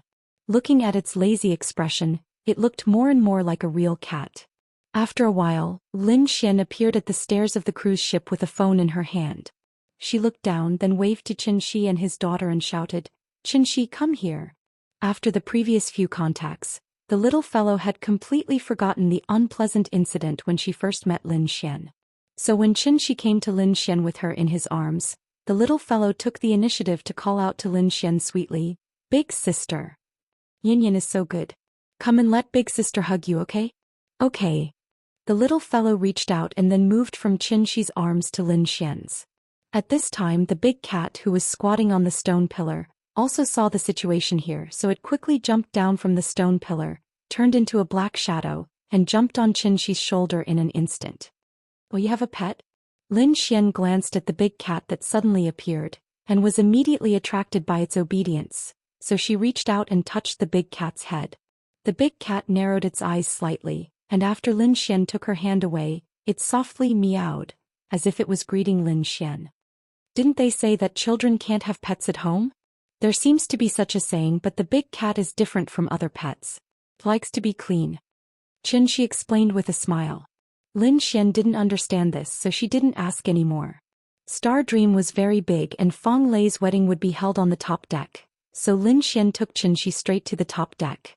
In order to have a perfect wedding, Fong Lei had signed a contract with the China Ocean Group as early as half a year ago, booking Star Dream for 3 days. Star Dream had a total of 1751 cabins, 26 elevators and 18 decks, 14 of which were available for tourists to move around. The ship was so big, so of course it had a lot of supporting facilities. 4 main restaurants, 2 special restaurants and 21 bars were just the basic facilities. In addition, there was a bowling alley, a sports field, a swimming pool, a spa and a children's park. It really had everything and it was very luxurious. Xianxia followed Lin Xian to the top deck, and the first thing that came into view was a huge open-air swimming pool. He looked at the surrounding environment, then looked at the exquisite swimming pool and couldn't help but sigh. Fong Lei usually doesn't talk much and she looks like a cold goddess. I didn't expect her to love romance so much. You really can't judge a book by its cover. Hearing this, Lin Xian rolled her eyes at him and said, "Romance is a woman's nature. If I had the money, I would definitely have a romantic wedding like hers in the future.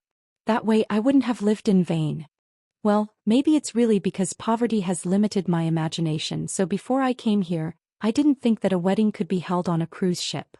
The two chatted as they walked across the deck. At this time, Lin Xian suddenly thought of something and turned to look at Xianxia and asked, "Hey, by the way, you and Yingying didn't have a wedding, right?" After saying that, before Xianxia could answer, she covered her mouth and said apologetically, I'm sorry, I shouldn't have mentioned this." "It's okay." Xianxia smiled and shook his head, indicating that he didn't mind. However, when Lin Xian mentioned it, it reminded him of some memories and he couldn't help but sigh. "Yes, Nian Yin is already 4 years old, but I still owe Yingying a romantic wedding." In fact, 5 years ago, Xianxia also fantasized about what his wedding with Yingying would be like. Unfortunately, Yingying didn't seem to like this topic, so Xianxia never had an in-depth conversation with her on this topic. Therefore, he didn't know what Yingying was looking forward to their wedding. Xianxia looked at the busy wedding staff in front of him and couldn't help but be a little lost in thought. Maybe, compared to a grand and romantic wedding, Yingying actually preferred to spend time with each other in a simple and peaceful way. Drinking wine and growing old together. Chapter 64. Love was a matter of 2 people. Marriage was a matter of 2 families. Since family was mentioned, the parents' suggestions were naturally important. Therefore, even if Fong Lei was unwilling, she had to compromise in the end. The wedding ceremony could be done in a pure Western style, but the reception of guests and the banquet afterwards must be done according to Chinese standards. Among the 4 ancient civilizations, ancient Egypt, ancient India and ancient Babylon had long been annihilated in the long river of history because of the invasion of foreign tribes. As the only surviving one, Wuxia not only had a long history of cultural inheritance, but also maintained the continuity of civilization after being invaded by foreign tribes and maintained the long-term vitality of the Chinese civilization.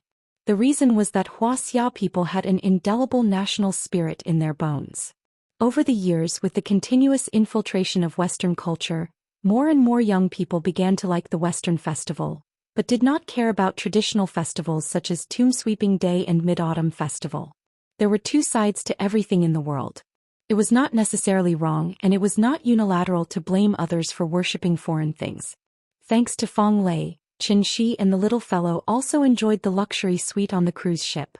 Although it was not as good as the five-star hotel they lived in Immerse, it had a different experience. The little fellow was very excited. This was the first time she had been on a cruise ship and the first time she had attended someone's wedding.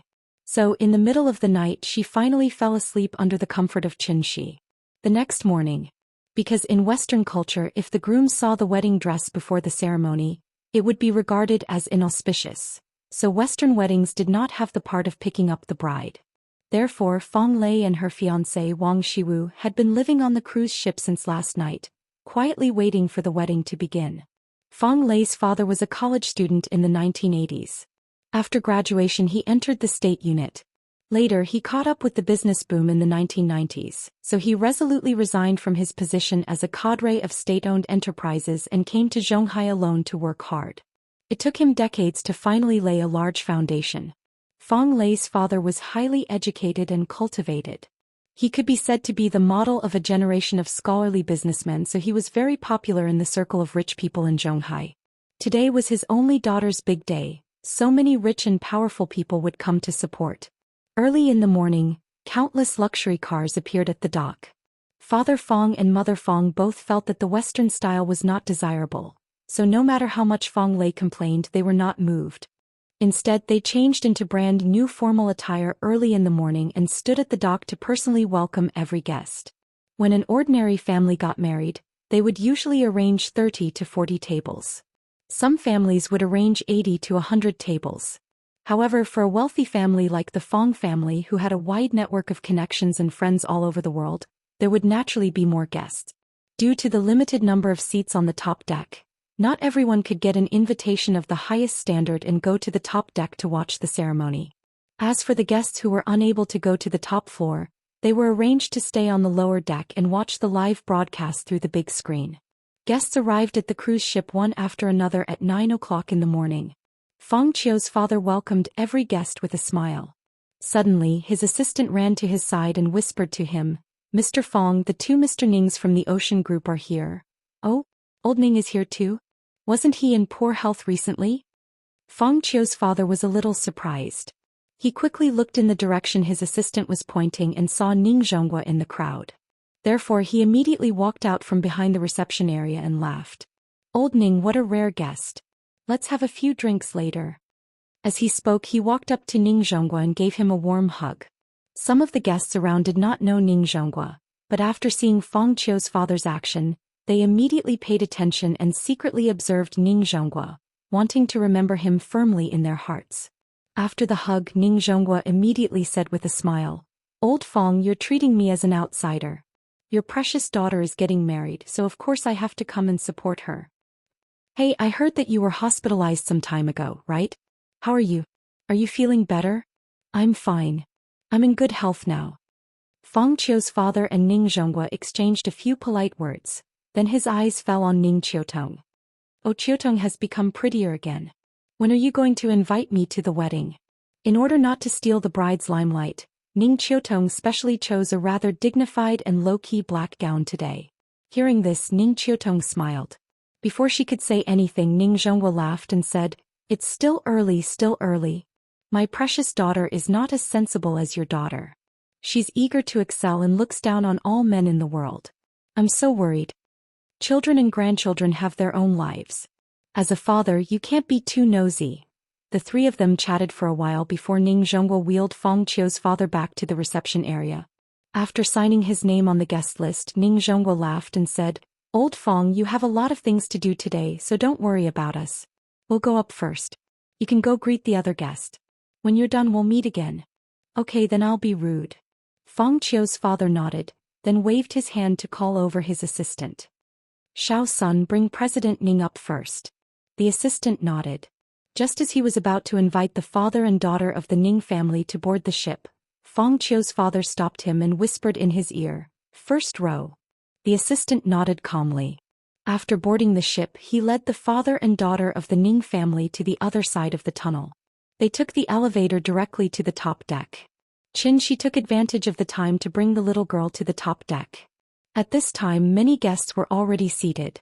Melodious light music echoed above the deck. There were white flowers and exquisite decorations all around. As time went by, the orange-red sun slowly rose from the east, gradually blooming with golden light. Amidst the sea breeze, the atmosphere became more and more lively. Xianxia held the invitation. When he realized that there was no seat number on the invitation, he casually sat down in the last row of the VIP seats. After sitting down, the little guy immediately began to move restlessly from left to right. He was so excited. Sister said that when the wedding was about to start, she could go backstage and change into a beautiful white gown. Why didn't she let her change in advance? In fact, it was because Lin Xian was worried that she would dirty the gown, so she didn't give the gown to the little girl. Lin Xian was Feng Lei's main bridesmaid.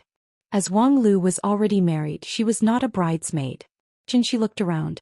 Suddenly he saw a familiar face in the crowd. Li Xiuan. At this time, Li Xiuan also noticed Xianxia. He seemed a little surprised to see Xianxia here. However, out of courtesy he took the initiative to nod at Xianxia. Seeing this, Xianxia nodded back at him. However, at this time Li Xiuan suddenly froze. Because he remembered something. Therefore, after hesitating for a while, Li Xiuan immediately walked toward Xianxia. "Mr. Qin, how are you? Asterisk asterisk asterisk asterisk asterisk asterisk asterisk asterisk asterisk asterisk thank you to Big Boss. Still playing, for the 34,500 reward. Old man, don't rush me to update, I'm already crying, I'm sincerely recommending something good to you guys. I read it every day anyway. The microtheater allows you to watch the complete version of Steel Alchemist in 2 hours. Not only does it save time, but it also allows you to fully understand the plot and essence of the manga. It's highly recommended. I've watched this anime many years ago, but I've almost forgotten it. It's a masterpiece with 0 negative reviews. In addition, he has commentaries for classic anime such as Fate, The Holy Grail War, and Eva. It allows people like me who want to watch anime but find it too long and wordy, to quickly understand the plot. Other than anime, there are also commentaries for classic movies and TV series. Chapter 65. How have you been? Xianxia nodded in response. To be honest, he was not familiar with Li Xiuan. And that night at Sally's restaurant he even injured Zhao Yuan in front of Li Xiuan. Regardless of whether Zhao Yuan was familiar with Li Xiuan or not, at least Zhao Yuan was called by Li Xiuan. Therefore, when Xianxia injured Zhao Yuan, it was already disrespectful to Li Xiuan. Therefore, Xianxia did not think that Li Xiuan would have a good impression of him. However, after the two met, Li Xiuan's reaction was somewhat out of his expectations. What's Mr. Qin been busy with recently? After greeting Xianxia, Li Xiuan sat beside Xianxia and asked with a smile. Taking care of the child. After saying that, Xianxia rubbed the little one's head. His behavior immediately made the little one unhappy. She quickly reached out and patted Xianxia's hand. Then she gently covered her hair with both hands and said in a coquettish voice, Papa, you're so annoying. Don't touch my hair. The little one's hairstyle today was not simple. Xianxia woke up early in the morning and followed the steps on the internet step by step to make her a flower girl hairstyle. It was very complicated, but it really looked good, so the little one liked it very much. Really? Pa? Li Xiuan could not help but laugh dryly. He had already seen Xianxia's information from Zhao Yuan, but his intuition told him that Xianxia was not simple. If he was really as simple as the information described, how could he explain the blank 5 years in between? It was very rare in today's society for a person to mysteriously lose 5 years' worth of information and not be able to find anything. It was also because of this that when Zhao Yuan wanted to seek revenge on Xianxia, he was not optimistic about Zhao Yuan and even wanted to advise Zhao Yuan not to pursue the matter anymore. Unfortunately, Zhao Yuan wanted to hurt Lin Xian, and because of this he angered Li Xiuan. The two parted on bad terms, so Li Xiuan did not know whether Zhao Yuan had sought revenge on Xianxia or not. Following this period of investigation, Li Xiuan realized that things were getting more and more complicated. Because Zhao Yuan had gone missing. The day after the two of them met, she disappeared. Even the Zhao family did not know where Zhao Yuan had gone. It was as if he had completely disappeared from the face of the earth. No matter how one looked at it, there was something strange about this matter. Hence, the moment Li Xiuan saw Xianxia, he could no longer suppress the doubts in his heart. He pretended to ask casually, "Oh, by the way, I wanted to ask you, did Zhao Yuan come to you again after that?" Hearing this, Xianxia did not immediately answer. Instead, he glanced at Li Xiuan without batting an eyelid. Seeing this, Li Xiuan immediately chuckled and explained, "Zhao Yuan and I can be considered acquaintances. Mr. Qin, you are Lin Xian's friend. If he still finds trouble with you, I can be a peacemaker and have a good talk with him. After all, it's better to squash enmity rather than keep it alive." After hearing Li Xiuan's words, Xianxia shook his head and said calmly, "He didn't find me." "Oh." Li Xiuan nodded, then said somewhat unwillingly, "All right, if you need any help, just let me know. I don't have your number yet. If you don't mind, let me know." As he spoke, Li Xiuan took out his phone and waited for Xianxia to give him the number. But at this moment, a voice suddenly came from behind them. "Mr. Qin." Xianxia looked back and saw Ning Zhonghua and Ning Qiutong coming up behind him side by side. "Mr. Ning." "Ah, what a coincidence, Mr. Qin." Ning Zhonghua laughed as he came to Xianxia's side, then sighed. "We are really fated to meet at someone else's wedding. This time, I didn't arrange it on purpose." After saying this, Ning Zhonghua laughed loudly as if meeting Xianxia here was something to be happy about. "Mr. Qin, hello." Ning Qiutong looked at Xianxia with a complicated expression, then lowered her head to greet him. She had already heard about Zhang Jiada from Ning Zhonghua, so she truly understood how powerful Xianxia was. Therefore, when she spoke, her tone and expression naturally carried a little bit of respect. Ning Zhonghua's sudden appearance caught Li Xiuan off guard. They were all in the same circle, so how could he not know Ning Zhonghua and Ning Qiutong? He also had his own shipping company, but compared to the Ning family's ocean group, it was really a small business. Many of his company's orders were even leftovers from the ocean shipping group, and then they were casually outsourced to him. "Uncle Ning, Sister Ning, hello." After Ning Qiutong and Xianxia finished talking, Li Xiuan quickly stood up and chose a very suitable time to appear in front of Ning Zhonghua. Ning Zhonghua seemed to have seen Li Xiuan at this time. He turned his head and laughed. "Oh, it's Xiuan? Where's your dad? Why don't I see him?" "My dad is still abroad, so I can only come on his behalf today." Oh, okay." Ning Zhonghua nodded as if he had no intention of talking to him in depth. Seeing this, Li Xiuan could not help but feel anxious. Although the ocean shipping group had been handed over to Ning Qiutong, Ning Zhonghua's words still had a decisive effect. In fact, Li Xiuan's relationship with the Ning family was quite deep. The reason why he was named as one of the top 10 youths in Zhonghai was mainly because of his shipping company. This company was built by him, and the reason why it developed so quickly was because of Ning Zhonghua's help. A small company with no qualifications in just a few years, through the outsourcing of the ocean shipping group, became one of the top 10 shipping companies in Zhonghai. What did it rely on? It relied on face. It was his dad's face. Ning Qiutong looked down on Li Xiuan, because she felt that this person lived too superficially. Although they were all rich second-generation heirs living in the shadow of their fathers, Ning Qiutong could take charge of the entire ocean shipping group on her own.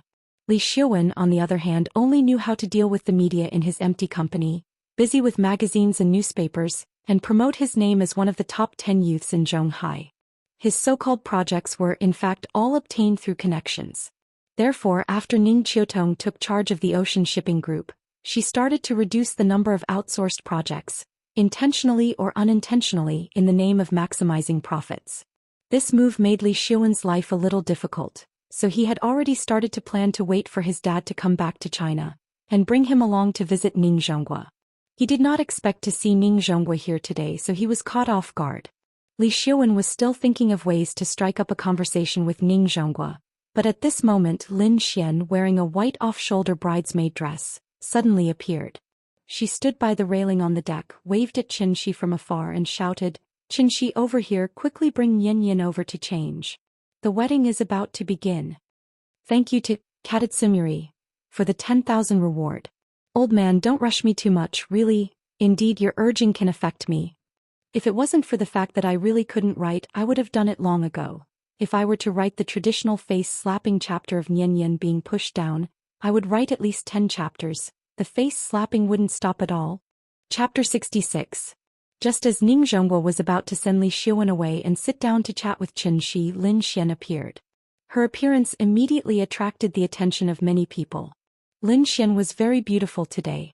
Although she had already put on the simplest bridesmaid makeup in order not to steal the bride's limelight and wore the simplest white dress, it still could not hide her beauty. "Excuse me, I'll excuse myself for a moment." Qin Shi stood up, nodded slightly at Ning Zhongguo, and walked towards Lin Xian with the little fellow in his arms. "You go ahead, we'll talk later." Ning Zhongguo hurriedly stepped aside and gestured for him to go ahead. Li Xiuwen was confused by his actions. Looking at this situation, Ning Zhongguo's relationship with Qin Shi was much better than he had imagined. Also, Li Xiuwen had a feeling.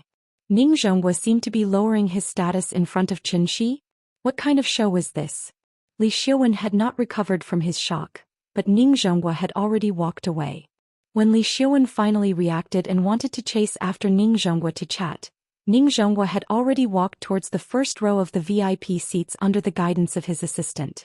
That place was not a place anyone could sit, so Li Xiuwen had no choice but to stop in his tracks. Then he turned to look in the direction that Qin Shi had left. He saw Lin Xian carrying the little fellow and chatting happily with Qin Shi as they walked towards the staircase. Qin Shi carried the little fellow to Lin Xian.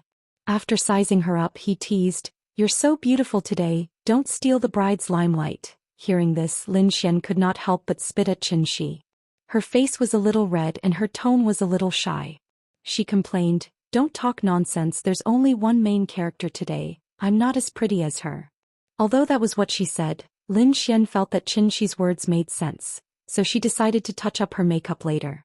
For example, she would make her nose shorter and her skin tone darker. This was what a bridesmaid should do. Sister hug. This was the first time the little fellow had asked her to hug him, so Lin Xian was stunned for a moment, and then quickly took the little fellow from Qin Shi's arms. After she hugged the little fellow immediately wrapped his arms around her neck and leaned his head on her snow-white shoulders. The reason why the little girl was so enthusiastic was actually not because of the little dress that belonged to her. Girls liked beautiful things, even children were no exception. Was not an exception. So after wearing it once yesterday, the little fellow was completely mesmerized. Because Lin Xian was dressed as the main bridesmaid, when the guests saw her, they would stand to the side and make way for her. At the same time they would smile and nod at her. The two of them walked side by side on the deck for a while. After seeing that there were not many people around, Lin Xian pretended to be nonchalant and asked, "Who was that woman in black? Why do I feel like I've seen her before?" Qin Shi thought for a moment before realizing that she was referring to Ning Qiutong, so he introduced her. "She's Ning Qiutong, Li Xiuwen also knows her, so I guess you've seen her before." Hearing this, Lin Xian was silent. When she sent Qin Shi home that day, she saw some things with her own eyes. In order to see the woman's face clearly, Lin Xian especially waited until the woman left before leaving. So she could not be wrong. The woman in the black dress was the woman who suddenly knelt in front of Qin Shi that night.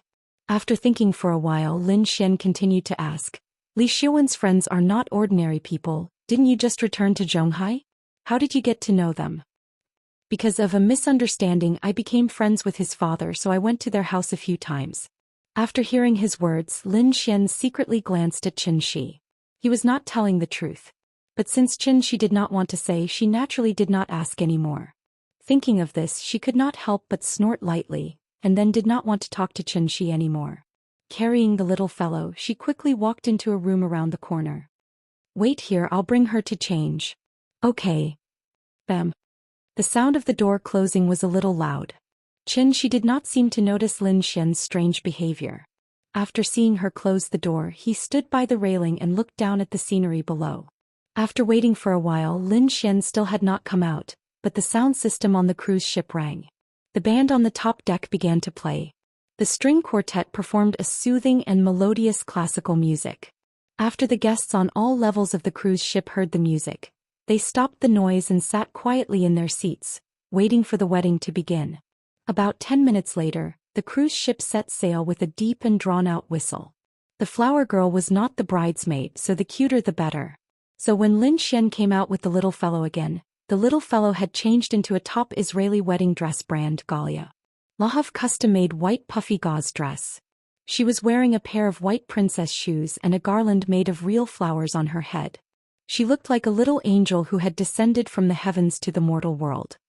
Yin is so cute. Come, let daddy kiss you. Seeing his daughter's cute little face, Xianxia was suddenly overjoyed and quickly stepped forward to kiss her. However, the little fellow was now proud. Before Xianxia's mouth could get close to her, the little fellow pressed her forehead and pushed him away. She pouted and said with disgust, "No. Papa is annoying. You'll dirty me." After that she buried her head in Lin Xian's shoulder again. Xianxia was a little speechless. He was actually disliked by his baby daughter. "Stop it, the wedding is about to begin. Go back and sit down. I have to take Yin to find Lei Lei. See you later." After that, Lin Xian took the little fellow to Feng Lei's room. Seeing this, Xianxia could only shrug helplessly and then walk toward the deck. The deck was packed with people and the VIP seats had long been filled. Many children did not want to watch the broadcast, so they did not listen to the adults at all and ran to the top deck to see the live scene. Since they were guests, it was naturally impossible to chase them out of the top deck, so there were more and more people on the top deck. Xianxia didn't like to join in the crowd, but in order to take a few beautiful photos of the little girl as a souvenir, he had to apologize while trying his best to squeeze into the crowd. It wasn't until he stepped on the red carpet that he finally stopped. The red carpet crossed the entire deck. On one side was the flower arch of the wedding stage, and on the other side was the passage for the bride and groom. Suddenly the music stopped. Then a wedding officiant dressed as a priest slowly stepped on the red carpet and walked toward the wedding stage. After the priest finished his speech, the music started again. But this time it was the wedding march that was playing. The groom, Wang Shiwu, slowly appeared at the end of the passage under the priest's introduction. After the groom stood on the stage, the best man and the bridesmaid walked up the passage one by one. After the best man and bridesmaid were in place, Xianxia finally perked up. Because the little fellow was going to appear. Others' focus was on the bride and groom, but his focus was all on the flower girl. If he could, he would probably laugh out loud without hesitation. "That's my daughter."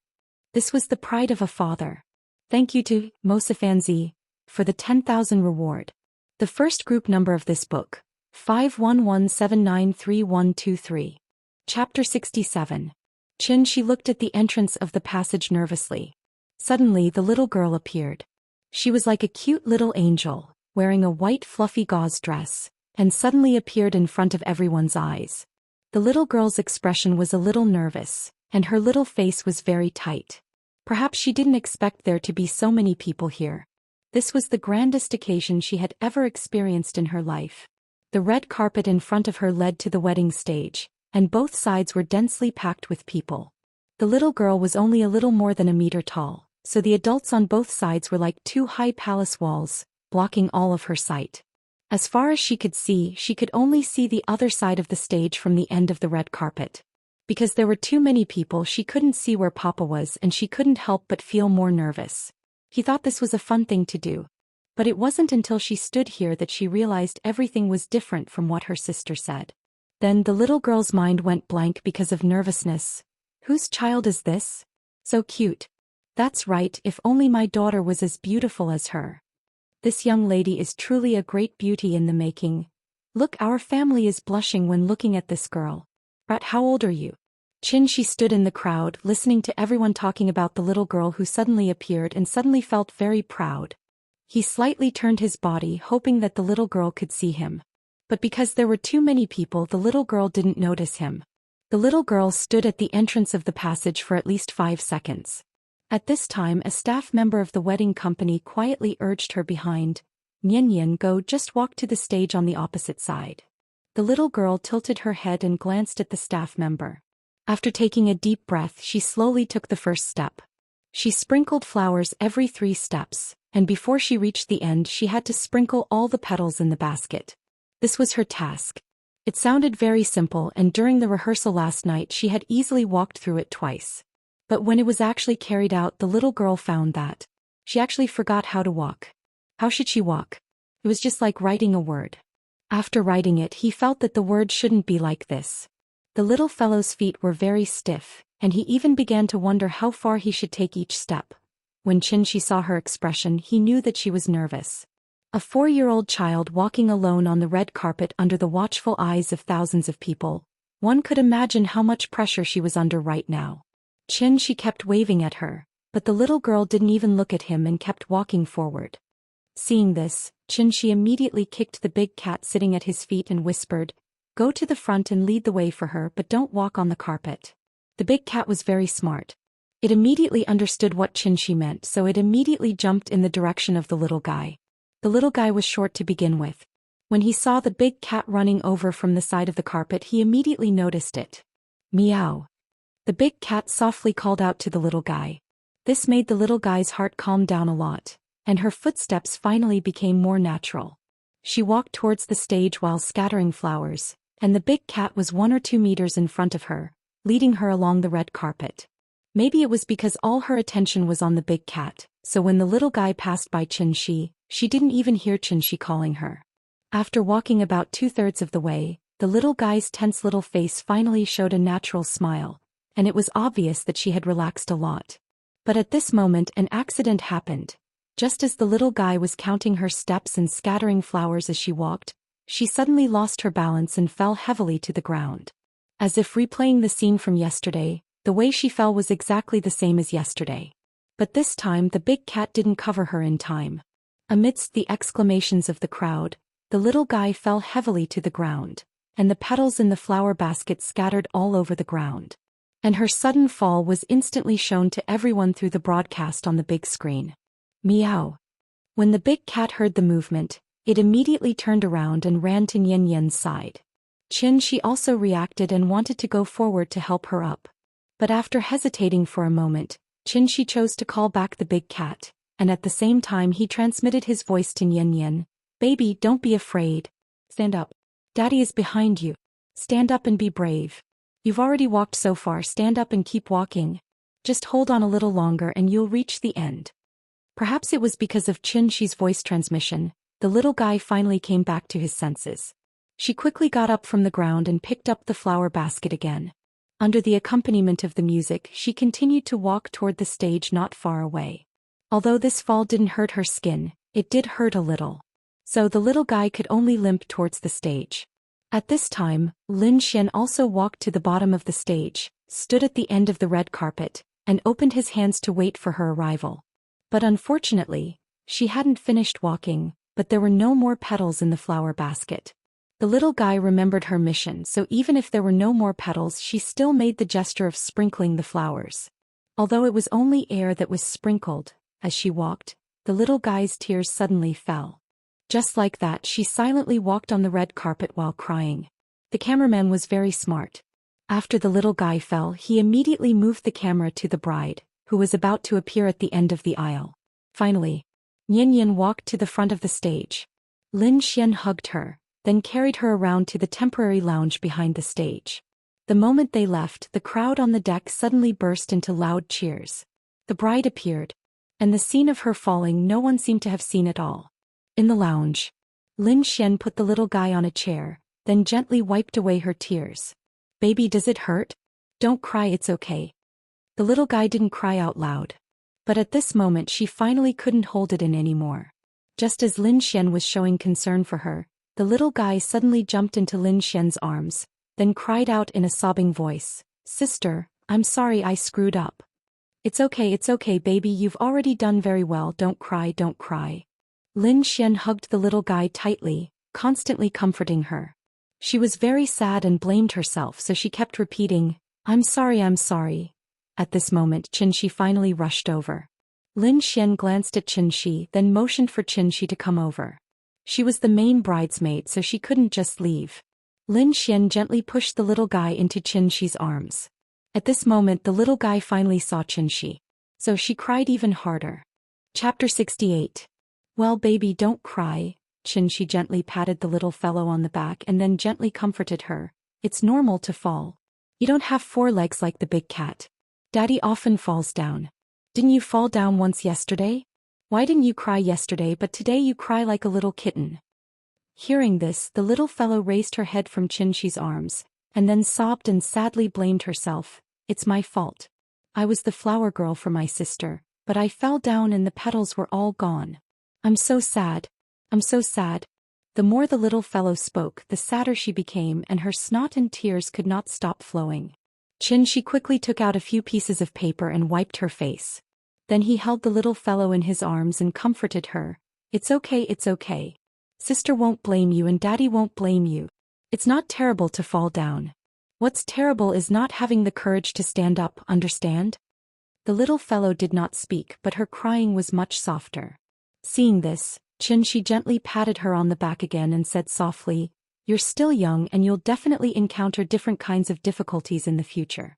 Remember Daddy's words, don't be afraid when you encounter difficulties in the future, and don't cry, but face them with strength and courage. In this way you won't fall in the same place for the second time, okay?" It seemed that his comforting words were effective.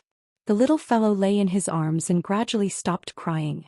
On the stage, separated by a wall, the bride and groom said, "I do," to each other under the inquiry of the officiator. Behind the stage, the little fellow lay in Xianxia's arms, nodded gently and said, "Okay." The cruise ship slowly sailed away and several seagulls flew over the cruise ship. Suddenly there was an earth-shattering cheer on the cruise ship. That was the heartfelt blessing of everyone to the newlyweds. The ceremony was over, and the host asked everyone to move to the dining room through the sound system. Then Lin Xian rushed to the lounge in a hurry. She turned the corner, and just as she entered the lounge, she saw Xianxia standing on the bow of the ship, holding the little fellow's arms with both hands and holding her high in the air. "Papa, I'm flying. Ooh, I'm flying." The cruise ship cut through the waves like a pair of scissors, cutting a long crack in the sea. The little fellow was suspended in mid-air, but after looking down at the sea beneath her feet, she wasn't afraid at all. Instead, she was dancing with excitement. "Hey, what are you doing?" Seeing this scene, Lin Xian was scared out of her wits. She hurriedly ran to Xianxia's side to take the little guy. "What kind of father are you? Do you know how dangerous this is? This was a cruise ship. If you fall down, you'll immediately be smashed to pieces." After hugging the little fellow tightly in his arms, Lin Xian glanced below the bow with lingering fear. Then he gave Xianxia a fierce kick. But Xianxia's leg felt like it was made of iron, and her high heels were already squeezing her toes tightly. This bump caused her foot to hurt like hell. Therefore she couldn't help but curse angrily, F***ck. Xianxia looked at her helplessly. Just as he was about to explain, Lin Xian had already carried the little fellow and walked quickly to the restaurant. "Hey, that's my daughter. Get lost. How can you take care of your daughter like this?" Xianxia stood at the bow of the ship and shouted helplessly. However, what responded to him was Lin Xian's angry roar. In Restaurant 1, Father Fong invited Ning Zhonghua to take a seat. The people at this table were not relatives or friends. They were all well-known rich and powerful people in Zhonghai. Ning Zhonghua exchanged a few pleasantries with Father Fong, then greeted some of his acquaintances who were already at the table.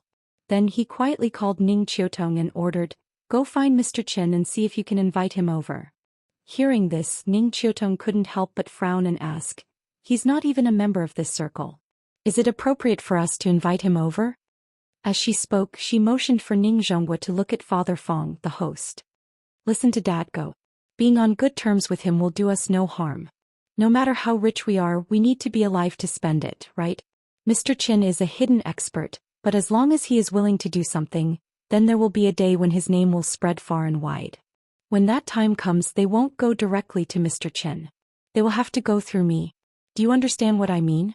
"I understand, but I don't think he will come." Ning Qiutong said this, but she still turned and walked out. Inviting him over was just to express their attitude. As for whether he would come or not, that was another question. Ning Qiutong walked slowly from the deepest part of the venue to the door, carefully scanning the guests at each table. Finally, she found Xianxia in a corner. Lin Xian was the main bridesmaid, so after carrying the little girl into the dining room, she had to return the little girl to Xianxia. Then she changed into the toast dress with Fong Lei. Xianxia's table was very interesting. It seemed to be a table for women and children. At the 12 tables he was the only man. The others were all women and children. Ning Qiutong stood not far away, listening to Xianxia and a few women talking about children's education. She couldn't help but feel a little absent-minded. 100,000 yuan was not even enough for her to buy a bag. It was also because of this 100,000 yuan that she almost killed Ning Zhonghua. Therefore, after this incident, Ning Qiutong's personality changed a lot. In the past, she was the female president who had just taken charge of the Ocean Group. Her whole body exuded a sharp aura like a sharp blade. Her imposing manner was enough to make everyone unconsciously bow their heads in front of her. She always meant what she said. As long as she made a judgment, she would absolutely believe in her own judgment. It wasn't until that day when she helplessly knelt in front of Xianxia that she finally realized where she had gone wrong. Maybe this was a good thing. She was born with a silver spoon in her mouth.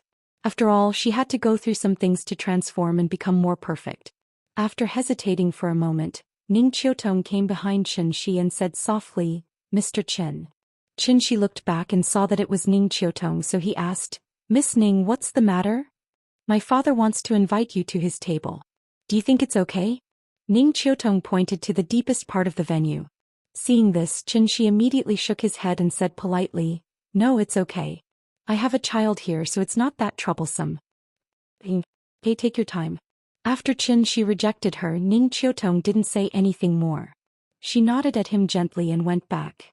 After Ning Qiutong left, a woman next to Xianxia asked with a smirk, "Young man, who's that girl? He's pretty." "A friend," Xianxia replied politely. "A friend? You have such a beautiful female friend?" The woman didn't seem to believe it. Before Xianxia had time to explain, she said with a smirk, "That bridesmaid is also your friend, right? Young people these days are amazing." Her words, which were full of meaning, immediately caused the other big sisters at the table to laugh. Seeing this, Xianxia could only smile and say, "She's really a friend. Don't tell me you all think that there's no such thing as a simple friendship between a man and a woman?" "No." Hearing this, the big sisters immediately replied in unison, "You guys are so shallow." After saying this, Xianxia also laughed with them. The women were just joking, so Xianxia didn't take it to heart.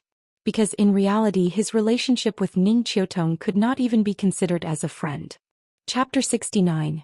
During lunch, Xianxia talked with several older sisters about how to educate children, which gave Xianxia a lot of inspiration. For example, don't hold the child all the time and let her walk around more. Children must walk more, and walking is good for joint development.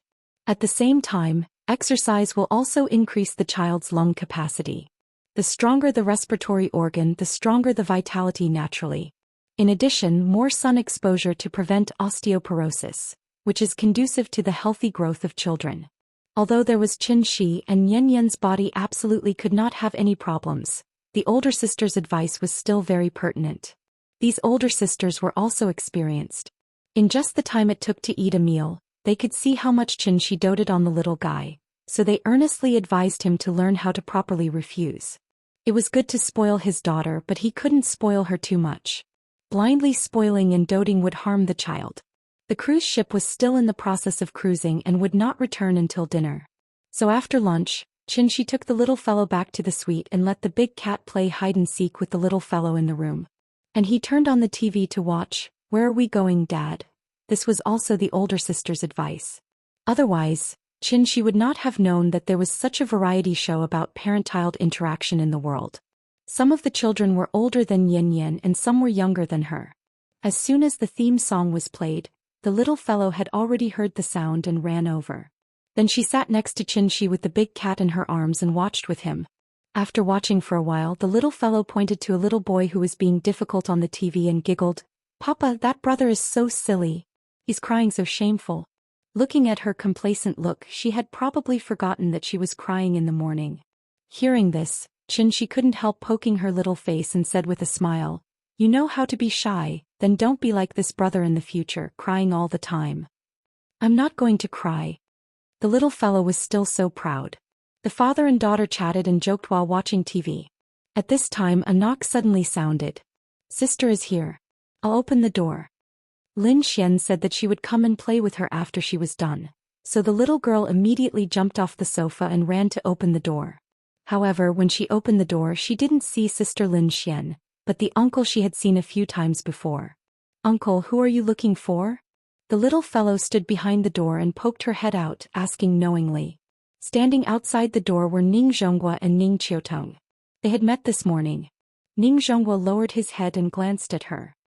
He knew that the little fellow was pretending to be strange, so he laughed and said, "Little darling, I'm here to find your father. Can you let us in?" "Oh." The little fellow nodded but did not move aside. Instead she looked back at Xianxia in the room. Xianxia had heard the movement at the door, so he sat up and waved to her, motioning her to come back. The little fellow jumped into Xianxia's arms and then said in a muffled voice, "Papa, that old uncle is here to see you again." "I know." Xianxia pinched her little face and then shouted to the door, "Mr. Ning, the child is not sensible. Please come in." Hearing this, Ning Zhonghua gently pushed the door open, then looked at Xianxia and laughed. "Mr. Chen, am I disturbing you?" "It's all right. Please sit down." Xianxia pointed to the sofa next to him. After they sat down, he asked, "What can I do for you?" Ning Zhonghua smiled. After sorting out his words, he slowly said, "When we were eating just now, I talked to a few friends about you. You don't mind, do you?" Xianxia shook his head with a smile and replied, "It's all right. I don't mind." That's good.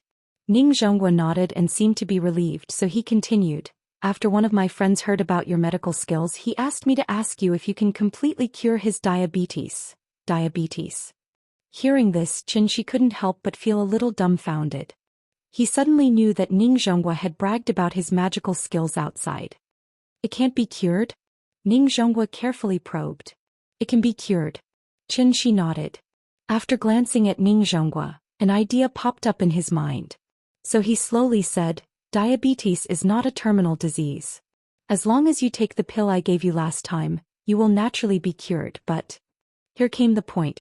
Seeing this, Ning Zhonghua immediately leaned forward slightly, looking like he was all ears. Xianxia raised a finger and smiled. 1 million per pill, and the actual effect is not as good as the one you took before. Some difficult diseases may require a few more pills." After saying this, he looked at Ning Qiutong thoughtfully. Of course, Ning Qiutong knew why Xianxia was looking at her, so her whole pretty face immediately blushed. She was a little embarrassed and quickly said, "I'm sorry, Mr. Chen. I really didn't recognize you before. Don't say any more, it's all in the past." Xianxia smiled and interrupted her, then continued to say to Ning Zhonghua, "There are a few diseases that my pills can't cure. In Chinese medicine, I can't cure the 4 major syndromes of wind, tuberculosis and diarrhea. In Western medicine, I can't cure AIDS, cancer, leukemia, rheumatoid arthritis, and amyotrophic lateral sclerosis, which are listed as the world's 5 most difficult diseases in the world by the World Health Organization. As for other diseases such as diabetes and cirrhosis, if you take a few more pills, you can slowly recover." In fact, it was not that he couldn't cure these so-called terminal diseases, but that they were too troublesome. These terminal diseases either involved cellular lesions or the central nervous system. If he wanted to cure them completely, in addition to taking immortal medicine, Xianxia also had to use his true essence to carefully comb the patient's body. For the current him, the burden and consumption were a little too great.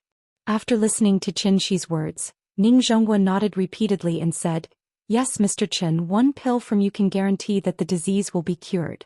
It's 10,000 times better than going to the hospital and constantly tormenting. That's it. Come to me the day after tomorrow and I'll give you 10 pills first. Okay, then we won't bother you. Take a seat." After Ning Zhonghua and Ning Qiutong gently closed the door and left, the little fellow came to Xianxia and asked in a sweet voice, "Papa, can you cure diseases?" "Of course, didn't Papa just cure you yesterday?" Chapter 70. After Ning Zhonghua left, the little fellow jumped into Xianxia's arms again, and then continued to watch where Daddy went with Xianxia. The little fellow watched where Daddy went, but her focus was different from Xianxia's. What she liked was the strange scenery and games, while Xianxia watched the interaction between the cute girl and Daddy. After watching the first episode, Xianxia wanted to show her the second episode, but the little fellow didn't want to watch it anymore. Instead, she leaned her little head forward and said to Xianxia expectantly, "Papa, I also want to play 123 Wooden Man." "Okay, Daddy will play with you." Xianxia touched her little head and then stood up with her in his arms. In fact, games like hide and seek and 123 Wooden Man were more fun with more people. Xianxia thought for a moment and asked the big cat to play with him. So the little fellow leaned against the wall and counted. Xianxia and the big cat stood behind her and moved toward her like snails. 1, 2, 3 Wooden Man. After the little fellow shouted, she immediately jumped and turned around, but Xianxia and the big cat seemed to have never moved. After several times, the little fellow didn't catch any trace of their movements, so she couldn't help but pout. When she turned around again, this time she quickly shouted, 123. Without even calling out to the wooden man, the little fellow hurriedly turned her head. Just after she turned her head, Xianxia pretended to be panicked, made an extremely exaggerated posture, and constantly swayed his center of gravity from side to side, as if he was completely unstable. I caught you.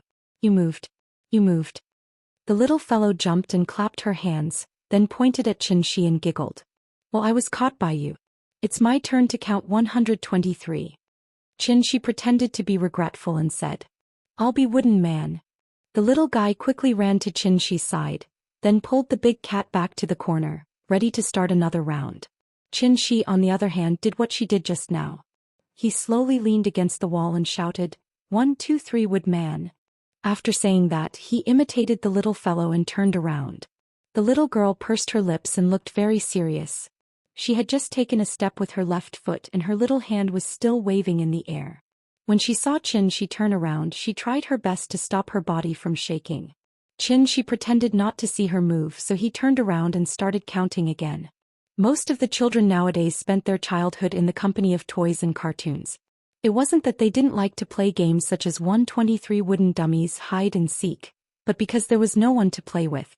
Xianxia was very patient. As long as the little girl was happy, he could play with her all day. So, when Lin Xian finished everything and came to find them, the father and daughter were still playing 123 wooden dummies in the room.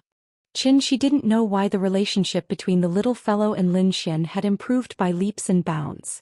Lin Xian was just an ordinary big sister in the eyes of the little fellow, but after attending Feng Lei's wedding, the little fellow began to like Lin Xian very much. So when she heard the knock on the door, she ran to open it excitedly. This time it was Lin Xian standing outside the door. When Lin Xian saw that she was sweating profusely, her first reaction was to take her to the bathroom and wash her face with a hot towel. What are you playing? Are you having so much fun? 123 wooden dummies. So fun. After Lin Xian washed her face, the little fellow's whole face was still red, looking like a ripe apple. Have you been playing for a long time? Are you tired? Tired. But it's fun. Lin Xian gently tapped the tip of her little nose, then carried her out of the bathroom. Drink some water, children need to drink more water. After pouring a glass of water for the little fellow and letting her gulp it down, Lin Xian looked at Xianxia and praised, when a man takes care of a child, not many are as patient as you. Hearing this, Xianxia suddenly smiled and said, This is my daughter. If I don't have patience for her, who will? Lin Xian smiled and didn't say anything. Then she took the bouquet she brought and handed it to the little fellow. Big sister brought you a bouquet of flowers. Do you like it? I like it. It's so beautiful. It smells so good. The little fellow took the bouquet and smelled it, then suddenly smiled happily. She had seen this bouquet yesterday, but Lin Xian didn't allow her to touch it. She didn't expect that she would give it to her today. At this time, Xianxia said thoughtfully, This is the bride's bouquet, right? I heard that after the bridesmaid receives the bouquet, it's best to dry it and leave it at home for a good omen. If you give it to her like this, I'm afraid this bouquet won't live past tonight. I don't believe in that. Lin Xian shook her head and pinched the little fellow's little face, then looked at Xianxia thoughtfully and said, Happiness isn't given by others, it's fought for by oneself. That's insightful. Xianxia gave her a thumbs up, then continued to smile and said, Yesterday I heard from Feng Lei that you seem to have been single all this time? Since happiness is fought for by oneself, why don't you fight for it? This woman is an old lady after 28, she can't be single forever, right? Hearing this, Lin Xian's expression changed as if she was a little angry. It's none of your business. Her voice wasn't loud, and after she finished speaking she turned her head and played with the little fellow. It seemed that she didn't want to talk to Xianxia anymore. Seeing this, Xianxia could only smile awkwardly and quickly apologize to her. Sorry, I said too much. Humph. Lin Xian snorted softly but still didn't say anything. The atmosphere was a little awkward. Xianxia looked at the TV and didn't dare to say anything more. After Lin Xian played with the little fellow for a while, she seemed to have calmed down. She turned her head again, looked at him and asked, After dinner, the cruise ship will go out to sea again and will return the day after tomorrow.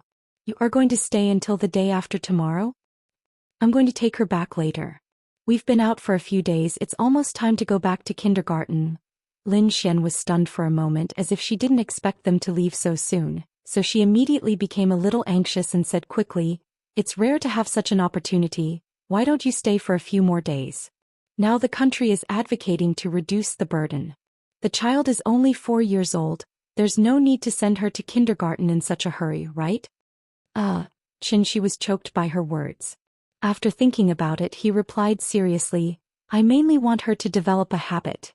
She's more than 4 years old, so the sooner she gets used to the school environment, the faster she can adapt to primary school in the future. But there's no need to rush in these 2 days, right? She's only 4 years old. You're suppressing a child's nature. Besides, she's only in the middle class, right? Most of the time she goes to kindergarten she's just playing with the teacher."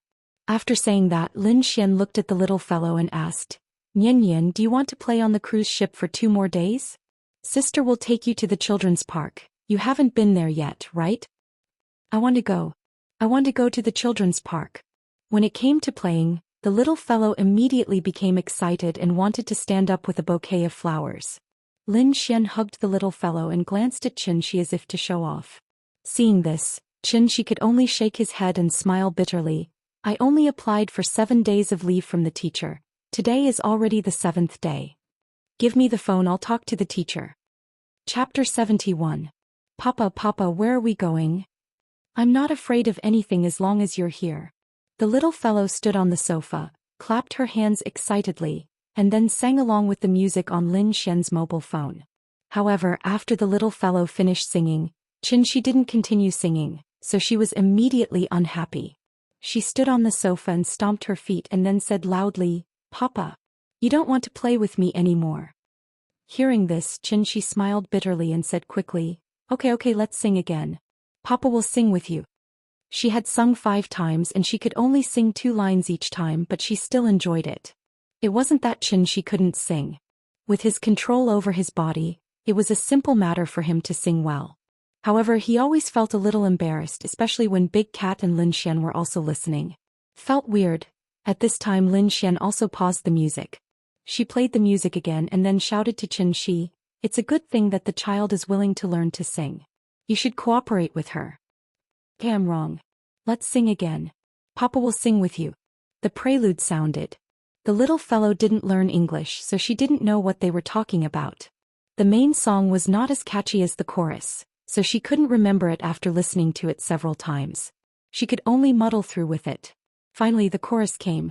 Before the music on the mobile phone started, the little fellow was already shouting, Papa, where are we going?" After singing this sentence, the little fellow realized that she couldn't keep up with the beat. After a pause, she finally caught up with the rhythm, waved her little hands and shouted, "I'm not afraid of anything." After singing, the little fellow looked at Xianxia with some expectation. Baby, I'm your big tree. I'll accompany you to watch the sunrise for the rest of my life." Xianxia caught it accurately, which made the little guy immediately jump from the sofa happily, and then directly rushed into Xianxia's arms. Daddy, where are we going?"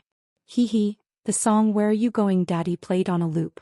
After singing a few more times under the organization of the little fellow, the game of 123 wooden men started again. But this time there were 3 wooden men. It was time for dinner. The little girl walked in the middle, holding Xianxia's hand in one hand and Lin Xian's hand in the other. From time to time she would suddenly lift her legs and let them carry her. After they walked into the restaurant, they randomly chose a table and sat down. The little girl was still singing, "Where's Daddy?" At this time Wang Lu, who was not far away, noticed them.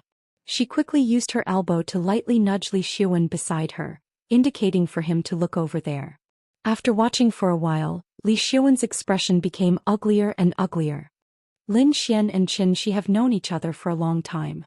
The relationship between them has always been very good. Wang Lu saw his expression and immediately knew what he was thinking, so she quickly said, "Why don't we go over and say hello?" Go. Hearing this, Li Xian immediately got up and walked over. Wang Lu quickly carried her bag and followed behind him. Xianxia, Mr. Chen, you don't mind, right?" As Li Xian spoke, he pointed to the seat next to Lin Xian. Because it was just dinner time, many guests had not yet arrived at the restaurant, so Xianxi's table was completely empty. Lin Xian's attitude towards Li Xiwen was still the same as before. After slightly raising her head to look at him, Lin Xian acted as if nothing had happened. She lowered her head again and continued to play with the little fellow. Xianxia saw that Li Xiwen was embarrassed, so he nodded at him and said politely, "We're also here to freeload. Please go ahead." At this time, Wang Lu acted as if she had just seen Lin Xian. She immediately stood up from behind Li Xiwen and ran directly behind Lin Xian. She leaned over and hugged her from behind. "Xianxian, why didn't I see you when I came in this morning? Do you know how beautiful you are today? You almost stole Leilei's limelight." As Wang Lu spoke, she even made a hand gesture with an exaggerated expression. "It's not as exaggerated as you say. I'm not the one getting married. Why are you being so sweet? Be careful not to let Leilei hear you. You're done for." Lin Xian really liked Wang Lu's words, so she immediately pulled her to sit next to her. At this time, Li Xiwen also sat next to Wang Lu. After Wang Lu said a few words to Lin Xian, she smiled and greeted Xianxia. She said mysteriously, "Xianxia, you're really good at hiding things." "What am I good at hiding things?" Xianxia was confused by her inexplicable words. Still pretending. Wang Lu looked like she had seen through him. She pretended to be serious and said, "Tell me the truth. Did you create the Fuqing building advertisement that blew up my friends that day?" Hearing this, Lin Xian could not help but look at Xianxia thoughtfully. Not long after this incident, she was kidnapped by Zhao Yuan. If Wang Lu did not mention it now, she would have forgotten that Xianxia had caused such a huge commotion. Li Xiwen, on the other hand, didn't know that Xianxia was the one who caused the explosion in his circle of friends. "Haven't I always wanted to find Yingying? So I asked a friend to help me think of a way, but I didn't expect his method to cause such a huge commotion. Your friend is really amazing. If there's a chance, introduce us to him. One more friend means one more path, don't you think so?" Perhaps Xianxia could not stand Wang Lu's unscrupulousness. After nodding lightly, he did not speak anymore. Wang Lu and Li Xiwen's sudden appearance made Lin Xian's mood turn bad. Thus she did not speak anymore. She took out her phone and started playing by herself. When Wang Lu spoke to her, she did not say a word. When Wang Lu wanted to lead the topic to Li Xiwen, Lin Xian completely shut her mouth. He did not even make a sound. He had already said so much, but Lin Xian was still the same. Even Wang Lu felt a little bored. Thus she could only look at Li Xiwen helplessly. Li Xiwen's expression was very ugly. He was silent for a while. Then he suddenly stood up. Without saying a word, he turned around and walked out. This was the first time he had lost his composure in front of Lin Xian. Wang Lu was stunned. She stared blankly at Li Xiwen as he left. Until she saw Li Xiwen walk out of the restaurant, she looked at Lin Xian with an exasperated look and complained, "Xian, don't be like this all the time. What's wrong with Li Xiwen? Why do you always treat him like this? He's also infatuated with you. Can't you try? Enough. Stop talking." Lin Xian shouted and interrupted Wang Lu. Her full chest rose and fell quickly. It was obvious that she was very angry. Wang Lu was also shocked by her sudden outburst. The little guy also quickly raised his head and looked at Lin Xian. Then he stretched out his little hand and touched her face. He comforted her softly, "Sister, don't be angry. Don't be angry." Lin Xian rubbed his little head. Then she squeezed out a smile and said reluctantly, "Good girl. Sister won't be angry." After saying that, Lin Xian looked at Wang Lu and said seriously, "Lulu, I really don't need you to worry about my personal problems. If you continue to be like this, I think we can't even be friends." Xianxian. Chapter 72. Lin Xian's personality was straightforward, and she had always been clear about her likes and dislikes. Wang Lu really did not expect that her matchmaking this time would make Lin Xian so angry. She had done this many times in the past. Why couldn't she do it this time? Wang Lu looked at the two of them in surprise, her eyes full of disbelief. Seeing this, Lin Xian immediately knew what she was thinking. Therefore, after calming down a little, Lin Xian shook her head, looked at Wang Lu and said seriously, "Lulu, I really don't like Li Xiwen. I beg you, don't interfere anymore, okay?" Wang Lu looked at her with a complicated expression. Then she sighed heavily as if she was lamenting. She said, "Sit down, I'll go take a look at Li Xiwen. No matter what, he's our family's breadwinner. I don't dare to order him around like you do." With that, Wang Lu got up and left. Lin Xian did not ask her to stay. In fact, other than being a gold digger, Wang Lu was good in other aspects, which was why Lin Xian had been friends with her for so many years. But it was a pity. The values of the two of them were too different, so until now they could not be the closest friends. In the sea of life, how could one be so lucky? In such a big city, she could not find a single friend that she could confide in. Sometimes when she thought about it, perhaps she felt a little sad. After Wang Lu left, Lin Xian looked at the table in front of her with unfocused eyes, and no one knew what she was thinking. Xianxia waited for a while, and seeing that she was not in a good state, he asked softly, "What's wrong?" After hearing Xianxia's voice, Lin Xian seemed to have been woken up from a dream. She shook her head and said with a smile, "Nothing." "Okay." Seeing that she had something on her mind, Xianxia motioned for the little guy to come over, and prepared to let Lin Xian be alone. The little guy climbed from Lin Xian's lap to Xianxia's lap. At this moment, Lin Xian suddenly said faintly, "Xianxia." Xianxia held the little fellow in his arms and motioned for her to sit still. Then he asked, "What's wrong?" Lin Xian hesitated for a moment before asking in a seemingly casual manner, "Do you have any plans after this?" "What arrangement? I mean, other than taking care of the children, what other plans do you have for the future?" "Oh, I found out that the last time Yingying was seen was in Shangjing, so I'll be going to Shangjing soon. But I can't decide when and how long I'll be there. We'll talk about it when the time comes." "You want to find her?" "Yes." At this point, Xianxia even gently patted the little fellows, but before he smiled and said, "If it wasn't for this little fellow, I would definitely have gone long ago." Hearing this, Lin Xian couldn't help but ask anxiously, "There's no news of her at all. How are you going to find her?" "I'll take my time to find her. Information and clues are all obtained through exploration. It's not something that can be found by waiting here every day." "Then what about the child? You're going to find her. You can't take the child with you on the streets every day, right?" "That's why I said I'm not sure." Xianxia glanced at Lin Xian and said matter-of-factly, "The child is already so old. I just came back. Of course, I have to spend some time with her first. As for when we'll go to Shangjing, we'll talk about it after a while. When the time comes, I'll take Nian Yan with me. We'll walk slowly and look carefully. Just treat it as a vacation." After hearing this, Lin Xian fell silent. After a while, she asked softly, "What if you can't find her?" After saying this, Lin Xian was stunned for a moment. Then she panicked and quickly said, "Sorry, I jinxed it. I believe that you'll definitely find Yingying." "Then I'll count on your auspicious words." Xianxia chuckled as if he didn't notice Lin Xian's strangeness. The cruise ship went to sea again. More than half of the guests didn't leave. After all, a cruise ship trip was quite a rare thing. If they could play for free, of course they would enjoy it to their heart's content. Because the voyage was too short, the cruise ship could only cruise on the sea. There was no way to take them to experience the exotic scenery. But fortunately, there were many entertainment facilities on the cruise ship, so the guests could basically enjoy themselves to their heart's content. After the wedding, Lin Xian completely lost her role as the bridesmaid, so she simply moved to the room next to Xianxia's and played with the little guy all day long. From the children's park to the swimming pool and then to the bowling alley. The little guy played the children's bowling ball for a while and felt a little dissatisfied, so he wanted to play the standard track. However, even the lightest bowling ball weighed 6 to 7 caddies. She huffed and puffed with great effort before she could lift it up. After she threw it out, the ball immediately fell into the side of the bowling alley.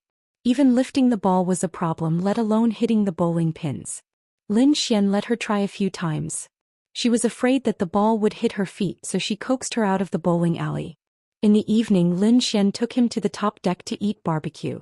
The little guy pointed to the moon on the sea and sang loudly, "Where is Daddy going?" which immediately attracted the praise of the people around. Several children at the next table even sang with the little guy. The crisp and pleasant children's voice and the crashing waves complemented each other. The whole cruise ship seemed to be much happier. The next morning after breakfast, Lin Xian took the little guy to the deck to bask in the sun. She had learned yoga, so she made a few simple movements and let the little guy follow her. The little guy sat on the yoga mat and tried his best to learn. She couldn't help but laugh at the silly look on his face. Later, Lin Xian gave him a spa treatment and went to the cruise ship's theater to watch a wonderful performance. Although Xianxia accompanied them throughout the 2 days, he was always like a little transparent. Lin Xian rushed to do everything, which directly led to the little guy's first reaction now was not to call her papa, but to call her big sister. This also made Xianxia feel a little unaccustomed. The little guy seemed to like Lin Xian more and more. Maybe this was the difference between a man and a woman taking care of a child. After all, women were more attentive than men, and it was easier to win the child's favor. However, happy times were always short. Finally, the cruise ship returned to the port. And it was time for this trip to come to an end. On the dock. Until Xianxia got into the taxi, the little guy reluctantly let go of Lin Xian's hand. "Goodbye, big sister. I'll miss you." The little guy waved her hand vigorously, as well behaved as when she said goodbye to her grandmother. "Goodbye, baby. I'll come to see you when I'm free." The car started. The little guy sat in the car but kept looking back at Lin Xian, who was still standing in the same place. Xianxia hugged her and gently patted her back, motioning her to sit still. "Papa, I like big sister." The little guy laughed and gave Lin Xian the highest praise. Xianxia shook his head and did not say anything. The little guy happily sang, "Where is Daddy going?" which made the taxi driver couldn't help but praise, "Your daughter is so cute." "Thank you." Xianxia smiled and nodded in response. Chapter 73. Maybe because of the holiday syndrome, when Xianxia woke the little fellow up this morning, she actually stayed in bed for a long time.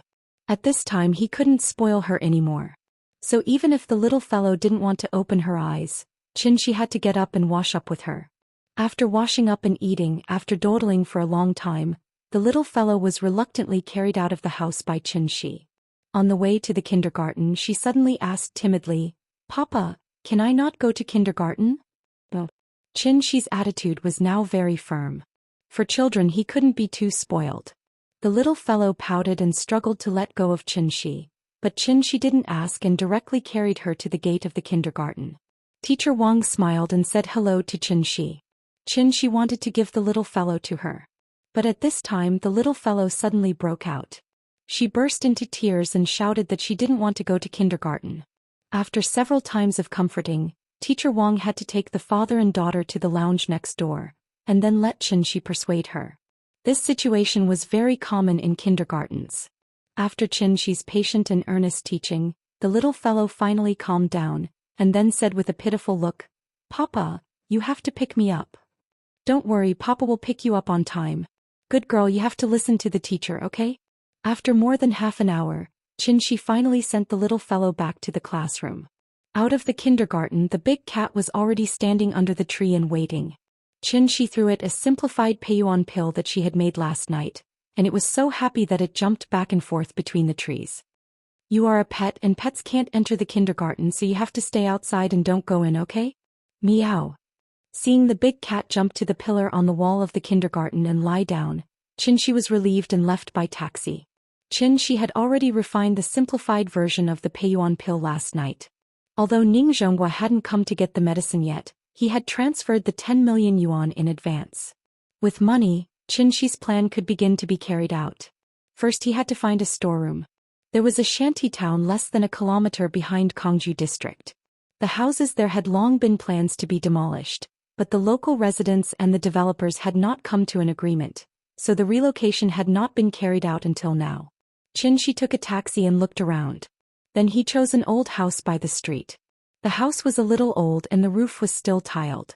It was 3 stories high and had a small courtyard. There was a fence and an iron gate. It looked pretty good. The landlord was an auntie and she asked for 2,200 yuan a month. Xianxia was rich now and he didn't know if it was a good deal, so he didn't even ask for the price and directly paid half a year's rent. Including the deposit, it was a total of 15,400 yuan. After Xianxia paid, the auntie quickly stuffed the key to him. Then, without mentioning the contract, she went back to the mahjong house next door with a cigarette in her mouth. Xianxia hadn't seen such a boorish style in a long time, so he simply tried the key and checked the rooms one by one. After that he took a taxi and set off again. This time his destination was the Chinese medicine market next to the Xingwang Temple.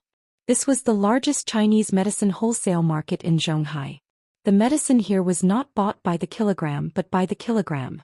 Xianxia bought 100 kilograms of cordyceps pupae, but the boss thought that it was too little, and only gave him 20 yuan less per kilogram. The original price was 1,000 yuan a kilogram, and the current price was 980 yuan. Wild baiji was 600 yuan a kilogram, which was 1,200 yuan a kilogram. She thought it was too expensive, but the boss didn't want to give him less and said that this was the wholesale price. Well, 100,000 yuan was gone again. Red ginseng was 500 yuan a kilogram, which was much more cost-effective. If he bought 100 kilograms, the boss would give him a discount and he could take it home for 40,000 yuan. Relatively speaking, ginseng was not that expensive. 600 yuan a kilogram, and 100 kilograms would only cost 60,000 yuan. She bought as he shopped. It wasn't that he didn't have rich customers like him, but it was very rare. So he became famous after a while. She only bought the best quality and the oldest. So many bosses took out their treasures and followed behind him to promote their medicine. In fact, whether it was artificially bred or natural, there was not much difference in Xi's eyes. He only cared about one thing, and that was how much spiritual energy was contained in the medicine. Because he bought too much, Shi couldn't transport these medicine back. Zhonghai prohibited trucks from entering and leaving between 6 in the morning and 2 in the morning, so he could only pay the deposit first. At night, the medicine bosses could send him the medicine he bought today. When Shi arranged everything and returned to the kindergarten, it was already 3:30 in the afternoon. Big Cat was still dozing in the sun on the pillar of the wall. The little girl was happily playing eagle catch chicken with the other children under the guidance of the teacher. She stood outside the wall and looked at the little girl's happy face through the fence. In an instant, even his mood was much better. Zhonghai Binjiang Club. Binjiang Club was jointly founded by several rich people in Zhonghai, and Ning Zhonghua was one of the founders. As the top and most high-end private club in Zhonghai, Binjiang Club was also the most low-key private club in Zhonghai. Every member of Binjiang Club could be called a real rich and powerful person. They could be well-known entrepreneurs, capital tycoons, scholars, heroes, and political leaders. In short, this was an elite gathering point composed of political celebrities, business celebrities, cultural celebrities, and social celebrities. Binjiang Club was famous for its jianghu. On the dining table there were lively jianghu dishes, and in the business field, there was a chivalrous jianghu token. Every member had their own jianghu token. If the holder of the jianghu token was in any emergency, as long as the token was shown, the chairman had the obligation to convene a hero assembly, to organize all members to discuss countermeasures and help the holder through the crisis. Moreover, each member only had one chance to use the token.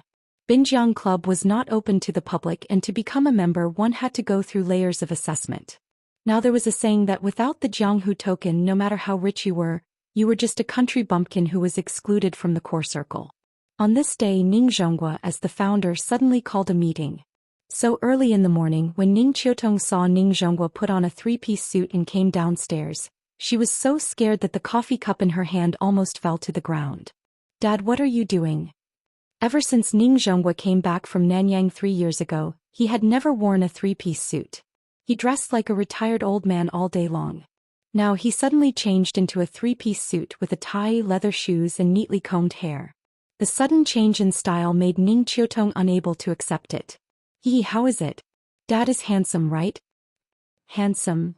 Ning Qiutong looked at her father, who suddenly became more energetic, and asked curiously, "Dad, what are you doing?" Hearing this, Ning Zhonghua smiled mysteriously, shook his head, and did not answer. Seeing this, Ning Qiutong immediately stomped her feet. Just as she was about to act coquettishly, Ning Zhonghua made a shushing gesture at her and then said mysteriously, "Don't ask. Dad is going to do something serious, so I won't accompany you to eat breakfast." After that, without waiting for Ning Qiutong's reply, he quickly walked out of the house, then got into the Maybach S600, and slowly left Jinjiang Resort. Ning Qiutong stood at the door and watched the car gradually go away, but her brows were slightly furrowed. What kind of song was this? Thank you to Ning Xiaojia, the nouveau riche girl, for the 50,000 reward. Jiajia is a nouveau riche, I have to hug her tightly.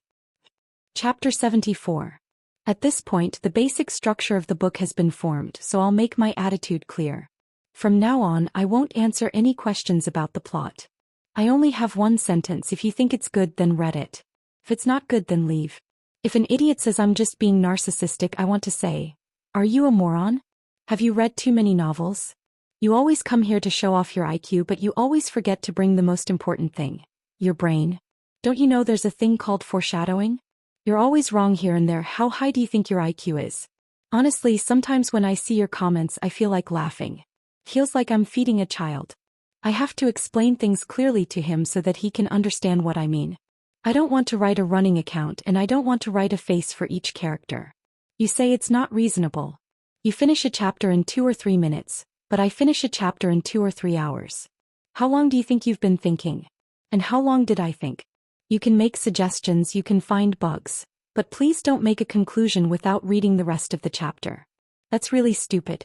Finally. Chapter 75. Ning Zhonghua looked around with satisfaction. Seeing that the atmosphere in the venue had reached the level he wanted, he slowly said, "Let me make it clear first. Although this medicine can cure all diseases, it can't change one's fate. For example, a patient with advanced cancer who is half a step away from death's door will only be able to extend his life for a while after taking it. It won't cure him completely." Speaking of this, Ning Zhonghua chuckled and said, "After all, this isn't an elixir refined by Taishang Laojun." Everyone was amused by him.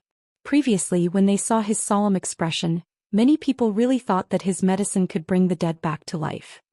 In short, no matter what illness you have, as long as it hasn't deteriorated to the middle or late stage, your condition will naturally improve after taking this pill. This is a rare opportunity, so I suggest that everyone here should think about it carefully. After all, the youngest among us should be above 45 years old. Money can be earned again, but you only have one life. Even if you're healthy and don't get sick at all, you can buy it and keep it as insurance, right? After that, Ning Zhonghua stood quietly on the stage, giving all the members time to think. Everyone was discussing in low voices. Ning Zhonghua's introduction was very general and they couldn't test the medicine, so everyone was still a little confused. After about 2 minutes, Ning Zhonghua coughed softly and announced, "Next I'll talk about the specific process of the auction. There's a screen in front of you that will automatically turn on later. Then you can fill in your bid on it. You can increase the price at any time during the auction. When the price stops at a certain number for more than 2 minutes, the transaction will be considered a success. The starting price is 1 million. Then let's begin." As soon as he finished speaking, all the screens in the venue lit up together, including the big screen behind Ning Zhonghua. It suddenly changed to another image. At the top was the first one and below it was a series of blank lines. After a member tried to enter 1 million, the big screen instantly showed a bidding ranking list. First place 1 million. This old Ning really knows how to play. Seeing this, a big boss sitting in the front row laughed and joked with the person next to him, then pressed a series of zeros. The number on the ranking board suddenly jumped, and the number at the top suddenly became 10 million. My wife has diabetes and high blood pressure. It's not serious, but it still affects her normal life. I hope old Ning's medicine is really as effective as he said, hee. After pressing the number, the big boss didn't even look at the big screen. Instead, he continued to chat with the few members next to him. Looking at his indifferent expression, it seemed more like he was supporting Ning Zhonghua. Thinking about it, Ning Zhonghua was a well-known business tycoon in Zhonghai. He made such a big fuss just to hold this auction. If the price was too low, he would lose all his face. However, what happened next was somewhat out of the big shot's expectations. Not long after he pressed 10 million, the numbers on the big screen began to jump rapidly. 11 million, 12 million, 15 million, 20 million, 30 million. At first it was 1 million, but later on it was 10 million. By the time he received a reminder and looked at the big screen again, the number on it had already changed to 50 million, a total of 50 million. How long has it been? Less than a minute. The big shot looked a little surprised, as if he hadn't come back to his senses yet. While he was in a daze, the number on the screen had already changed to 55 million. This price had the bidder's name on it. The big shot looked back at the member who made the bid with a little surprise, but he saw that the member looked excited and nervous, as if he was worried that the price would change again. Seeing this, the big shot finally stopped watching the show and began to think about the true value of this pill. None of his family members seemed to have contracted a terminal illness yet, but from the looks of it, buying one to keep at home as a precaution wasn't a bad idea. Thinking of this, the big shot couldn't help but change his expression. He finally pressed a series of numbers on the screen seriously. 60 million. This price should be about right, the big shot pondered. However, when he looked up at the big screen again, he still wasn't the highest bidder. 65 million in cash. This wasn't a small number. And there were 9 more. So, the big shot wanted to stand up and ask everyone present, is this necessary? Before he could ask his question, the big screen gave him an answer that he didn't want to see. 70 million. When this number appeared, it was like a bucket of cold water was poured over everyone's heads. The atmosphere in the venue also cooled down a lot.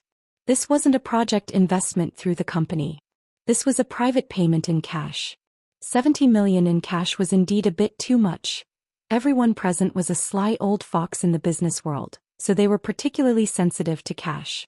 Just because he had a net worth of tens of billions didn't mean that he had tens of billions of cash at his disposal. 70 million was already a lot. It was time to think about whether it was worth it or not. Ning Zhonghua stood calmly on the stage. Like Jiang Taigong fishing, he did not say a word. He just smiled and looked at the audience. It seemed that he did not have the professional awareness that an auctioneer should have. Finally, when the 2-minute countdown on the big screen turned red and there were only 30 seconds left, the bid of 70 million was refreshed. 71 million. Even though it was only a million, it was like reactivating clockwork on everyone present, causing the price to rise crazily again. 80 million. 90 million. 100 million. A pill whose true effect wasn't even certain was sold at a sky-high price of 100 million. Perhaps when everyone finally realized that there were 9 pills left, the number on the big screen finally stopped jumping. The 2-minute countdown ended. 100 million. The transaction was successful. Then an old man with white hair and a beard slowly stood up and politely nodded to all the members present. While he took the lead, he also officially gave a reference standard for the actual value of this pill.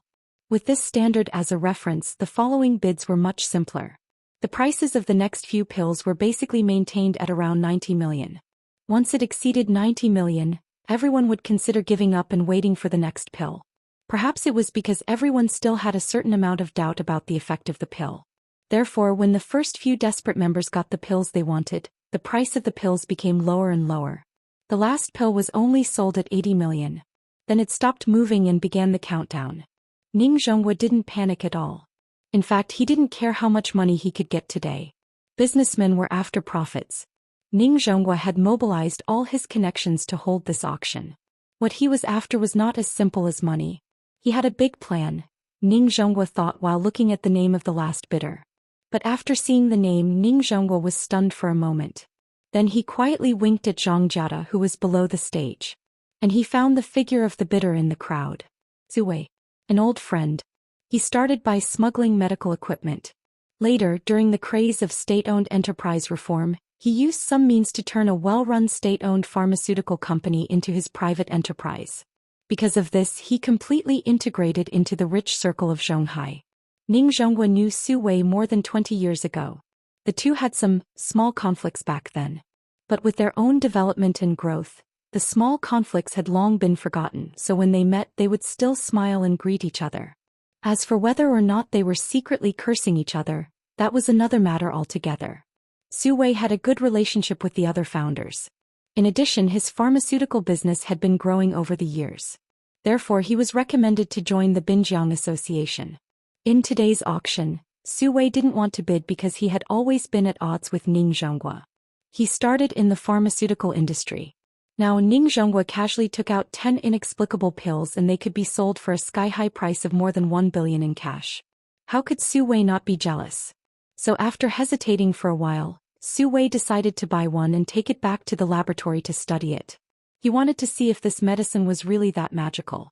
If it was really as magical as Ning Zhonghua said, he really didn't believe that with their company's research and development level, they couldn't make the exact same pill. Zhang Jiada was an official member. After this period of recovery, he had gradually walked out of the shadow. Therefore, at Ning Zhonghua's request, he came to help him set up the venue. The two were also old friends for many years, not to mention that they had an agreement in advance. So Zhang Jiada didn't hesitate at all and immediately bid. 90 million. Looking at the number that suddenly jumped on the big screen, Su Wei couldn't help but be stunned. He had observed for a long time. There were so many people present. Most of them were just here to join in the fun. They were really reluctant to spend 100 million to buy an unknown pill. So except for the few members who were in a hurry at the beginning, those who bid later looked like they could buy it or not. Su Wei originally thought that he could get a bargain, but he didn't expect that he would be bid up in the end. This was the Binjiang auction, not the auction outside. Everyone was a reputable figure, so even if Su Wei knew that Zhang Jiada was very close to Ning Zhonghua, he didn't think that Ning Zhonghua would really let Zhang Jiada be his shill. 95 million. Su Wei gritted his teeth and gave a new offer. But Zhang Jiada didn't even lift his eyelids and immediately followed. 100 million. F***ck. If this time he said that Zhang Jiada was not a shill, Su Wei really didn't believe it. He didn't buy it at the beginning and had to wait until he bid to raise the price. F***ck. Su Wei was now like an arrow on the string, so after hesitating he increased the price again. 110 million. Seeing this, Zhang Jiada immediately glanced at Ning Zhonghua. Ning Zhonghua clenched his right fist and then quietly lowered his index finger. Zhang Jiada understood, so he immediately increased the price by 10 million. 120 million. This time Su Wei was really angry. So after seeing Zhang Jiada's bid, he immediately stood up and didn't even bother to lower the price. He directly shouted, 130 million. This was the rhythm of turning hostile. This was the Binjiang auction. Since Ning Zhonghua dared to do this, Su Wei dared to turn hostile. If Zhang Jiada increased the price again, even if it was 1 yuan, Su Wei would flip the table today. Everyone present was smart. Some of the big shots who knew some of the secrets had long understood that Ning Zhonghua was deliberately tricking Su Wei. Ning Zhonghua wasn't really greedy for that little money. He did this purely to annoy Su Wei. So, a big shot closest to Ning Zhonghua immediately coughed and shook his head slightly. That was enough. And Zhang Jiada already understood Ning Zhonghua's meaning, so he didn't increase the price and let Su Wei win the last pill at 130 million. The auction was over. After Ning Zhonghua glanced at everyone present, he slowly walked down the steps. He didn't even want to avoid arousing suspicion and directly sat next to Zhang Jiada. After the two looked at each other, they suddenly burst into laughter. And Su Wei fiercely stared in Ning Zhonghua's direction. The grudge between them had already grown big. 10 simplified version of the energy cultivation pill that was only fit to be eaten by the big cat as a snack. After Ning Zhonghua changed hands, it actually sold for a sky-high price of close to 1 billion. And as the hidden expert that Ning Zhonghua mentioned, at this moment, Xianxia was standing in the courtyard she had just rented. Looking at the mountain-like pile of medicinal herbs, she smiled slightly. This time he must remember to add honey and sugar. There are too many numbers in this chapter. I'm afraid that you'll say that I'm lame, so I combined it into a chapter of nearly 4,000 words. So today is the third watch. Chapter 76. Since I'm the author, not giving spoilers is the least I can do. That's why it's not convenient for me to tell you too much about the plot. I hope you can look for it yourself. The following is a review I saw on a book. I'll forward it to you and hope it can inspire you. The author has already said in Qidian that there is only one female lead, Qin Ruing. In the book, Auntie Zhang said that Qin Ruing left a message. If you come back and I'm not back, don't look for me and don't go to my house because I won't go home. From this, it can be seen that the female lead is not at home but in a hidden sect. Combined with the female lead's appearance, see Chapter 31. The female lead's pregnancy should have aroused the sect's anger, so the female lead was put under house arrest. In the book, the yellow-dressed girl Hao Qing seemed to be kind enough to reveal the news to the female lead, but she had ulterior motives. After that, the female lead pretended to hate the male lead, and her hatred did not diminish, so as to eliminate the sect's malice towards her daughter and her husband. After the yellow-dressed girl Hao Qing left, the author deliberately described the words creak. The door closed again. It also pointed out the deeper meaning of the female lead's house arrest. After the yellow-dressed girl left, the author wrote, there was no longer any anger on her face, only an unspeakable confusion and sorrow. Suddenly, a crystal-clear tear fell from the corner of her eye. The female lead was confused about why the male lead suddenly appeared after disappearing for 5 years, and where he went before that. She was sorrowful because she hadn't seen her daughter for 4 years, and she didn't know if she would recognize herself when she saw her again. The last tear did express her longing for her daughter and husband. This is also the most debated topic in Qidian's book review section. It's about the female lead not being a mother, leaving her daughter behind and running away. Reading civilly, thinking rationally, the female lead's foreshadowing is a bit deep, but the bookworm should be able to see it easily. In my opinion, the interaction between the father and daughter is not as good as Literary Dad. However, the plot is indeed different from Literary Dad. There are too few chapters in this book, so I can't judge the details of the plot. The two books can't be compared because the style is different. There are many writing techniques such as flashbacks, interludes, foreshadowing, etc. Maybe I don't have enough strength to write that kind of flavor, but I still hope that you can understand what I want to express. To be honest, I really don't want to write some pretentious face-slapping routine, although I have a deep understanding of this. If you are more attentive, you should be able to notice that there is a difference between the way I wrote the first 40 chapters and the last 40 chapters. I'm changing because I don't have my own style and readership like Okami. I want to keep every reader, so I can only keep trying. I dug a hole for the female lead, and it seemed like everyone was scolding the female lead, to the point where I started to doubt my life. Honestly, I don't think there's anything wrong with the female lead. The big bro above basically pointed out the foreshadowing that I left behind.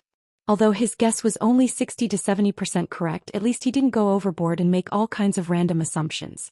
He had to be reasonable about everything, and he had to speak his mind. What are you talking about? I'm not scolding you, but I really want to ask you to not be such a straight man. Straight man cancer. Some readers may be too young, so they don't understand the pain and suffering of a woman who is pregnant for 10 months. Pregnancy is a woman's weakest and most helpless time, so they especially need companionship at this time. Xianxia disappeared for 5 years. When you were scolding the female lead, did you think about how much she sacrificed? As a mother, she left her own child. Do you think she didn't feel pain? Nian is a piece of meat that fell from her body. Do you really think that Qin Ruing's character is a 17 or 18-year-old girl? If that was the case, didn't she know to get an abortion when Xianxia left?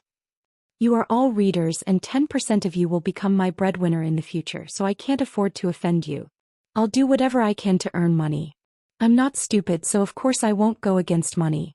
I've explained the female lead's problem, so it's up to you whether you want to listen or not. This is a serial, so I can adjust the plot at any time. When the time comes, I'll selectively adjust the plot according to the data. In addition, this book is Qidian's first release, so your support outside of Qidian is actually useless to me. Qidian is my boss. Of course, as long as you support me, I'll thank you in advance. I'm very happy to see you pirating and scolding each other. So, thank you for your support. I don't dislike pirated readers, so I put up the comments for you to see. I really didn't expect that when most of Qidian's comments section was scolding the female lead, there would be a more fair and objective comment in the pirated comments section. Sigh. This book's reader group, 511793123. Chapter 77. The evening clouds overflowed with coldness, and the silver moon spun the jade plate silently. The night in this life is not long. Where can I see the bright moon next year? September 23rd. Just after 3 o'clock in the afternoon, Xianxia was already waiting at the entrance of the kindergarten. At this time, he suddenly saw a brand new holiday notice posted on the bulletin board outside the kindergarten. After taking a closer look, he realized that it was the Mid-Autumn Festival. Today was August 14th on the lunar calendar, which meant that tomorrow was the Mid-Autumn Festival. Perhaps because he had been wandering outside for too long, Xianxia never cared about the time after he returned to Earth. 500 years passed in a blink of an eye. For Xianxia, there was so much time that he began to feel numb. Originally, after a day of adjustment, the little fellow had readapted to the rhythm of the kindergarten. He did not expect that after only 1 day of class, it would be the Mid-Autumn Festival. A few days after the Mid-Autumn Festival, National Day would come. Holiday syndrome. Xianxia felt a headache just thinking about it. Therefore, he decided to take a few days off, and he had to ask her to follow the schedule of the kindergarten. After reading the holiday notice, Xianxia came to the wall that he had always liked to stand on. A person and a cat, as usual, looked at the playground of the kindergarten across the wall. However, today the teacher of the little fellow's class did not seem to arrange for them to play on the playground, so Xianxia did not see the little fellow for a long time. An hour later, a pleasant bell rang and school was over. Xianxia stood in the crowd and lined up. As soon as he approached the school gate, he saw that the little fellow had been led by Teacher Wang to the rest area. Teacher Wang. Xianxia greeted politely, and Teacher Wang immediately took the little fellow's hand and walked over. A father knows his daughter best. Xianxia looked down at the little fellow and immediately found that something was wrong with her, so he frowned and asked, "Teacher Wang, what's wrong with her?" Teacher Wang smiled and did not have time to answer. At this time the little fellow broke away from Teacher Wang's hand, trotted to Xianxia's feet, and then hugged his leg tightly. "Oh, you've been wronged?" Xianxia rubbed the little girl's head and quickly crouched down to pick her up. The little girl hugged Xianxia's neck and buried her face deep into Xianxia's shoulder. Xianxia gently patted the little girl's back and looked at Mr. Wang. He knew that Teacher Wang would give him a satisfactory explanation. However, Teacher Wang's next words made his expression change slightly. "Mr. Chen, Nian just got into a fight with other kids in the classroom." Nian fought with someone? At this moment, Xianxia's worldview seemed to have been refreshed. In his heart, Nian was the cutest, smartest, most obedient and most sensible child in the world. Moreover, she was still a girl. How could she fight with others? Teacher Wang had seen too many similar expressions on Xianxia's face, so she immediately explained, "She started it first but we quickly stopped her." Well, this time Xianxia was really shocked. Therefore, Xianxia immediately glanced at the little girl in his arms, reached out and gently patted her butt. He asked, "Nian, is what the teacher said true?" However, after Xianxia asked, the little girl lay in his arms without saying a word. She did not even bother to lift her head. This uncooperative attitude confirmed the teacher's words. However, Xianxia was not a violent parent, so he immediately asked, "Teacher Wang, can you tell me what happened?" "Of course, this is my duty." Teacher Wang smiled and nodded. Then she said, "Today is the last day before the Mid-Autumn Festival, so the school will prepare some mooncakes for the children." In the process of distributing the mooncakes, she suddenly hit the child next to her, and then the two of them started pushing and shoving. After Teacher Li saw it, she immediately pulled the two of them apart. However, when we asked for the specific reason later, Nian did not say anything. The other only knew how to cry, saying that Nian hit him. Generally, when this kind of situation happens, we will inform both parents, hoping that the parents will guide the children correctly. After all, children spend the most time with their parents. Children around 4 years old were already exploring ways to interact with others. This process was like a child learning to speak. They would speak the human language with humans and the animal language with animals. Therefore, the correct adult demonstration was very important.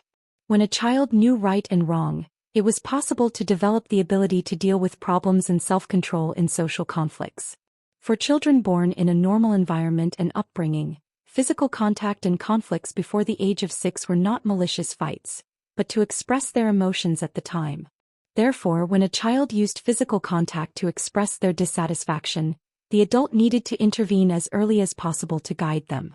Although Teacher Wang's words were a little tactful, Xianxia still understood.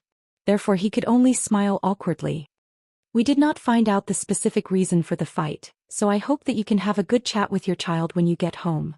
Perhaps she was afraid that Xianxia would indiscriminately hit the child when he got home, so Teacher Wang quickly added, "Nian is a good child. I believe that she must have been wronged, so she impulsively used such an inappropriate way to vent her dissatisfaction." After saying that, Teacher Wang gently touched the back of the little girl's head. Then she said to the little girl earnestly, "Nian, your father is here.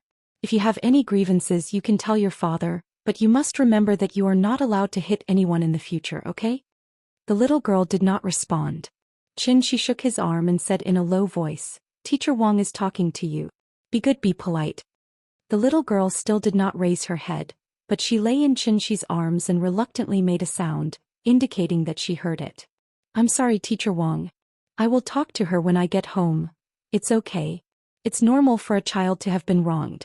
You can have a good chat with her when you get home, but remember you must not hit her." "I know. Thank you, Teacher Wang." Xianxia nodded and was very grateful to Teacher Wang. Before leaving, the little girl was still hiding in Xianxia's arms, not even willing to say goodbye to the teacher. Xianxia had no choice but to carry her on the way home. After walking for a long distance, Xianxia stopped. He squatted on the ground and slowly put the little girl down from his arms. Then Xianxia pinched the little girl's chubby little face and said with a smile, "Okay, now can you tell Daddy what happened? Thank you to the owner of The Wind Blows Down for the 10,000 reward." Chapter 78. On the street. The father and daughter stood on the sidewalk and looked at each other. This place was very remote. Even though it was located in Zhonghai, which was one of the top cities in the country, it was still a mixture of urban and rural areas. On one side was an elevator apartment that was under construction, on the other side was an old building that had been built for a long time. After Xianxia put the little girl down, she faced Xianxia and took a few steps back, then put her hands behind her back. Seeing this, Xianxia wanted to pull her into his arms. But at this time the little girl took a step back as if she didn't want Xianxia to hug her. Xianxia looked at the little girl's expression seriously, but found that her expression was a bit strange. She looked like she had been wronged, but she didn't look like she was going to cry. Instead she pouted and looked very stubborn. 4-year-old children's language skills were not fully developed, so sometimes they could only vent their emotions by throwing a tantrum, rolling around, crying and other behaviors. Like parents like children. Aunt Zhang had set a good example for Nian, so Xianxia firmly believed that Nian would not hit others for no reason. Nian, good girl, did you feel wronged? Tell Daddy will redress your grievances. Xianxia pulled the little girl again. This time she still wanted to dodge. But if Xianxia really wanted to grab her, how could she dodge? So she was immediately pulled into Xianxia's arms. Tell Daddy, okay? Xianxia scratched her little nose with his hand. At this time the big cat stood at her feet and meowed at the right time as if to encourage the little girl. The little girl's long eyelashes fluttered like a fan, then she twisted her body and said quickly, I want to play with the big cat. Hearing this, Xianxia immediately let go of her. Good that she could talk. The little guy held the big cat in his arms and rubbed his little head against the big cat. Then he put down the big cat and squatted on the ground to stroke its fur. She looked like a child who had been wronged and wanted to hide in the corner and draw circles. Xianxia stood by and waited for her for a while. When he felt that she should be almost adjusted, he said gently, Nian, we should go home. After that, Xianxia bent down slightly and extended his left hand in front of the little fellow. Seeing Xianxia's outstretched hand, the little guy hesitated for a moment before slowly raising his little hand. His big hand held her small hand. The father and daughter pair walked slowly on the street. The big cat followed them from a distance. When a husky saw the big cat, it immediately rushed over with its tongue sticking out. The big cat ignored it, so the husky snorted and circled around the big cat, huffing and puffing. Maybe it found it a little annoying. The big cat suddenly narrowed its eyes, turned its head and growled at the husky. Meow. The sound was not loud, but in an instant, the husky was so scared that its fur stood on end. It immediately jumped far away and ran faster than it came with its tail between its legs. It did not dare to look back and ran faster than it came.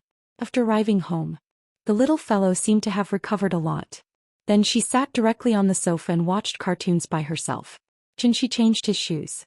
Seeing that she was so focused on the cartoons, he did not disturb her and walked into the kitchen wearing an apron. Xianxia tinkled as she fiddled with pots and pans. Usually at this time the little fellow would run into the kitchen very clingy, and then be gently pushed out by Xianxia with a big smile. She obviously had something on her mind today. As long as humans were conscious, they would naturally have something on their mind. A 2-year-old child would have something on her mind, not to mention Nian, who was already more than 4 years old. It was not difficult to guess a child's mind. In fact, Xianxia had already guessed what was on her mind. It was precisely because of this that Xianxia chose to let her be alone. A child who grew up in a normal environment must have been taught by their parents from an early age. Don't hit people, don't bully people. This was the first time that Nian had hit people. It was precisely because she knew that it was wrong to hit people that she had such complicated emotions when Xianxia took her home. This was actually a manifestation of not daring to face her own mistakes. She did not regret it, but she definitely felt very wronged. Why was it that others bullied her but she was the one who was scolded in the end? Even if Teacher Wang did not blame her, Xianxia did not blame her either. But at the moment when she hit people, there must be a child with a sense of justice who stood up, shouted that Nian hit people and then ran to complain to the teacher. Many parents only paid attention to teaching their children not to hit people and not to bully people. But they did not properly guide their children what bullying was. Nian felt very wronged. Xianxia also felt a little helpless. Others bullied Nian and Nian also hit others. Could it be that he, as a parent, had to come forward and kick the child to the moon? Some things seemed very simple, but when it came to it, it would become very complicated. During the meal, the little fellow was silent. After a few mouthfuls with the spoon, she threw the spoon away and sat on the sofa to continue watching TV. Seeing this, Xianxia also put down the chopsticks in his hand, then sat down and gently held her in his arms, and accompanied her to watch cartoons. Zhonghai was a coastal city. The sun rose and set very early. And as the sun continued to set, the room became darker and darker. Xianxia got up and was about to turn on the light in the room. At this time, the little fellow noticed his movements and thought that he was going to leave. She immediately pulled Xianxia's sleeve and said timidly, "Papa, I'm sorry." After saying that, her tears flowed out of her eyes like a dam that had been opened. Xianxia sat back on the sofa. He gently held the little fellow in his arms and comforted her. "Good girl, you didn't do anything wrong." Hearing this, she finally couldn't help crying out. Xianxia waited for her to cry for a while. When he saw that she slowly calmed down, he gently wiped her tears and asked with a smile, "Do you want Dad to beat him up for you?" The little fellow leaned in Xianxia's arms, thought for a while but still shook her head gently. "No, the teacher said that it's wrong to hit people. It's good that you know." Xianxia rubbed the little fellow's hair very happily, then held her to turn on the light in the room. Then Xianxia picked up the bowl and fed her step by step. When she shook her head and said that she was full, Xianxia wiped the corners of her mouth, then turned the little fellow's body to let her look at him. "Yin, remember. It's wrong to bully people, so don't bully people in the future. But if someone bullies you in the future, don't be afraid, beat him hard for me. Beat him until he doesn't dare to bully you in the future. Do you remember?" The little fellow looked at Xianxia blankly. Her expression was very cute, as if she hadn't come back to her senses. Looking at her cute little face, Xianxia couldn't help kissing her face. Night fell. It wasn't August 15th yet, but a full moon was hanging high in the sky. A smile appeared on the little fellow's face again. The father and daughter each occupied a swing, swaying and looking at the moon in the sky. "Yin, we don't cause trouble, but we're not afraid of trouble. This is what Grandma said." "Who is Grandma?" Papa, will Mama go to the moon?" "No." "Why?" "Because Papa has been there." Chapter 79. The next morning, Xianxia's phone suddenly rang. It was a text message notification. Not many people knew his phone number, so his phone was idle all day long. Could it be a message from Auntie Zhang? Xianxia thought as she picked up her phone. However, when he picked up his phone and read the content, he froze. "Your savings card account ending with 1517 received 100 million. 00 yuan at 10:29 on September 24th. Your current balance is 106,278,486. 00 yuan. 10 million. 100 million. Without thinking, Xianxia suddenly understood where the money came from. Therefore, he couldn't help but feel a little emotional. It turned out that money was just a series of numbers for rich people. Sure enough, Xianxia didn't wait for long before his phone rang. As soon as he picked up the phone, Ning Zhongguo's hearty laughter came from the other end of the phone. "Mr. Chen, the money. Did you receive it?" "Yeah, I just received it. It's like this. The 10 pills you gave me, I sold them for a very high price through some means. I transferred the extra money to your card. You wouldn't mind me doing this, right?" "Of course not, I already took the money for the pills. Even if you sold them for 1,000 times the price, that's your ability. It has nothing to do with me." "I'm glad you understand." Ning Zhongguo laughed and paused for a second. He then suddenly said, "Today is the Mid-Autumn Festival. It's an old custom in our country to visit relatives and friends during the festival, so I bought some mooncakes and wanted to bring them to you. Do you think it's convenient?" When Xianxia heard this, he couldn't help but laugh at Ning Zhongguo's words. The more he interacted with Ning Zhongguo, the more he saw Ning Zhongguo's businessman nature. It was a source of power that had been completely integrated into his blood, driving him to move in a direction that was profitable. In fact, there was no distinction between good and bad in a businessman's nature of seeking profit. There was only a distinction between good and bad methods. For example, the method that Ning Zhongguo was using now, Xianxia thought it was a very good method. This also allowed Ning Zhongguo to gain Xianxia's approval. Thinking of this, Xianxia nodded and said, "Okay, come, I'll wait for you at home." Hearing this, Ning Zhongguo suddenly laughed and said without any awkwardness, "I'm already at the entrance of your neighborhood." Xianxia shook his head with a smile. He was truly speechless at old Ning's eagerness. "Right, wait for me. I'll come and get you." After hanging up the phone, Xianxia touched the little fellow's head and said, "Daddy will be out for 2 minutes and will be back soon. You just sit here and don't run around, okay? Yes. The little fellow was busy watching the wonderful cartoon at 10:30 p.m. She didn't even turn her head. She just nodded and agreed. Xianxia gave the big cat a look, then walked to the door, changed his shoes and left. Outside the neighborhood, Ning Zhonghua's car was parked somewhere. He was the only one at the gate, holding 2 exquisite gift bags in each hand. As soon as Xianxia walked out of the gate, Ning Zhonghua saw Xianxia's figure and quickly went to greet him. Mr. Qian, sorry to disturb you. How many times have I told you you don't have to be so polite? Hearing this, Ning Zhonghua laughed and said matter-of-factly, it has nothing to do with being polite. You saved my life, so you're my savior.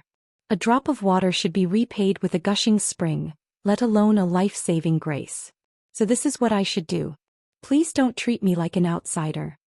After that, Ning Zhonghua handed the gift bags in his hand to Xianxia and then introduced, the one on the left can't be bought outside. I specially went to Hong Kong to find a master to make it. It's a traditional palace craftsmanship. You have to taste it. You have children at home, so the one on the right is prepared for children. The shape is different from ordinary mooncakes. It's cartoon, colorful and very cute. And it's all natural. There's absolutely no added color. I believe children will like it. Xianxia took the gift bags and thanked him with a smile. He then invited him to sit at home. However, Ning Zhonghua was a smart person, so he immediately shook his head and said very politely, I came here specifically to give you mooncakes. I don't have any other intentions, so I won't disturb you. I wish you a happy Mid-Autumn festival. After Ning Zhonghua gave the mooncakes, he waved goodbye to Xianxia almost without any hesitation. Xianxia stood at the gate of the community and waited until Ning Zhonghua got into his old A6. Then he glanced at the van that was parked a few dozen meters away. Sure enough, after Ning Zhonghua got in the car, the van behind immediately started, and then left far behind the A6. This is a bit interesting. Xianxia held the gift bags and glanced at Ning Zhonghua's A6, then at the van behind it. He couldn't help but smile. Weixing Pharmaceutical Drug Analysis and Inspection Center. A staff member in a white coat came to Su Wei with a report and said, Mr. Su, this is the composition test report of the pill, please take a look. Su Wei took the report and looked at it. He found that it was full of words and there were many professional terms that he couldn't understand at all. I don't understand these things, I only care about the conclusion. Just briefly explain it to me. Okay, Mr. Su. The staff member nodded, then simply explained in words that Su Wei could understand. After our detailed analysis and inspection, we learned that this pill is actually a simple Chinese medicine pill. The specific composition test report has been listed in detail. According to the formula, we speculate that this pill can only play the role of nourishing the body and replenishing the qi in blood. Hearing this, Su Wei's expression changed. He snatched the test report from the staff member's hand. After carefully reading the test results below, his expression became somewhat uncertain. The day before yesterday, after buying this pill at a sky-high price of 130 million, Su Wei immediately sent the pill to the Drug Analysis and Inspection Center. After the Drug Analysis and Inspection Center finished the test, Su Wei gave the pill to an old employee who had been suffering from diabetes for a long time. It had only been a day since the old employee had taken the pill. Today, when the staff did a full-body examination for him, they found that his fasting blood sugar level was lower than 6.5 millimoles per liter, almost returning to the level of a normal person. In particular, this pill was really as magical as Ning Zhonghua said. Magical medicine. After seeing the power of the pill, Su Wei immediately became a little excited. Ning Zhonghua was in the shipping industry and he was in the pharmaceutical industry. As long as he got the detailed test report, Su Wei was confident that the laboratory could replicate the exact same pill within a year. Because the comprehensive computer analysis was needed, the detailed test report was not available until now. However, after hearing the conclusion of the staff member, Su Wei subconsciously felt a chill in his heart. He finally believed Ning Zhonghua's words. Ning Zhonghua dared to use his own name as a guarantee this pill was really something. A hidden master. 100 million for a pill not expensive. Just as Su Wei was holding the test report and letting his imagination run wild, suddenly his assistant ran over with the phone in his hand.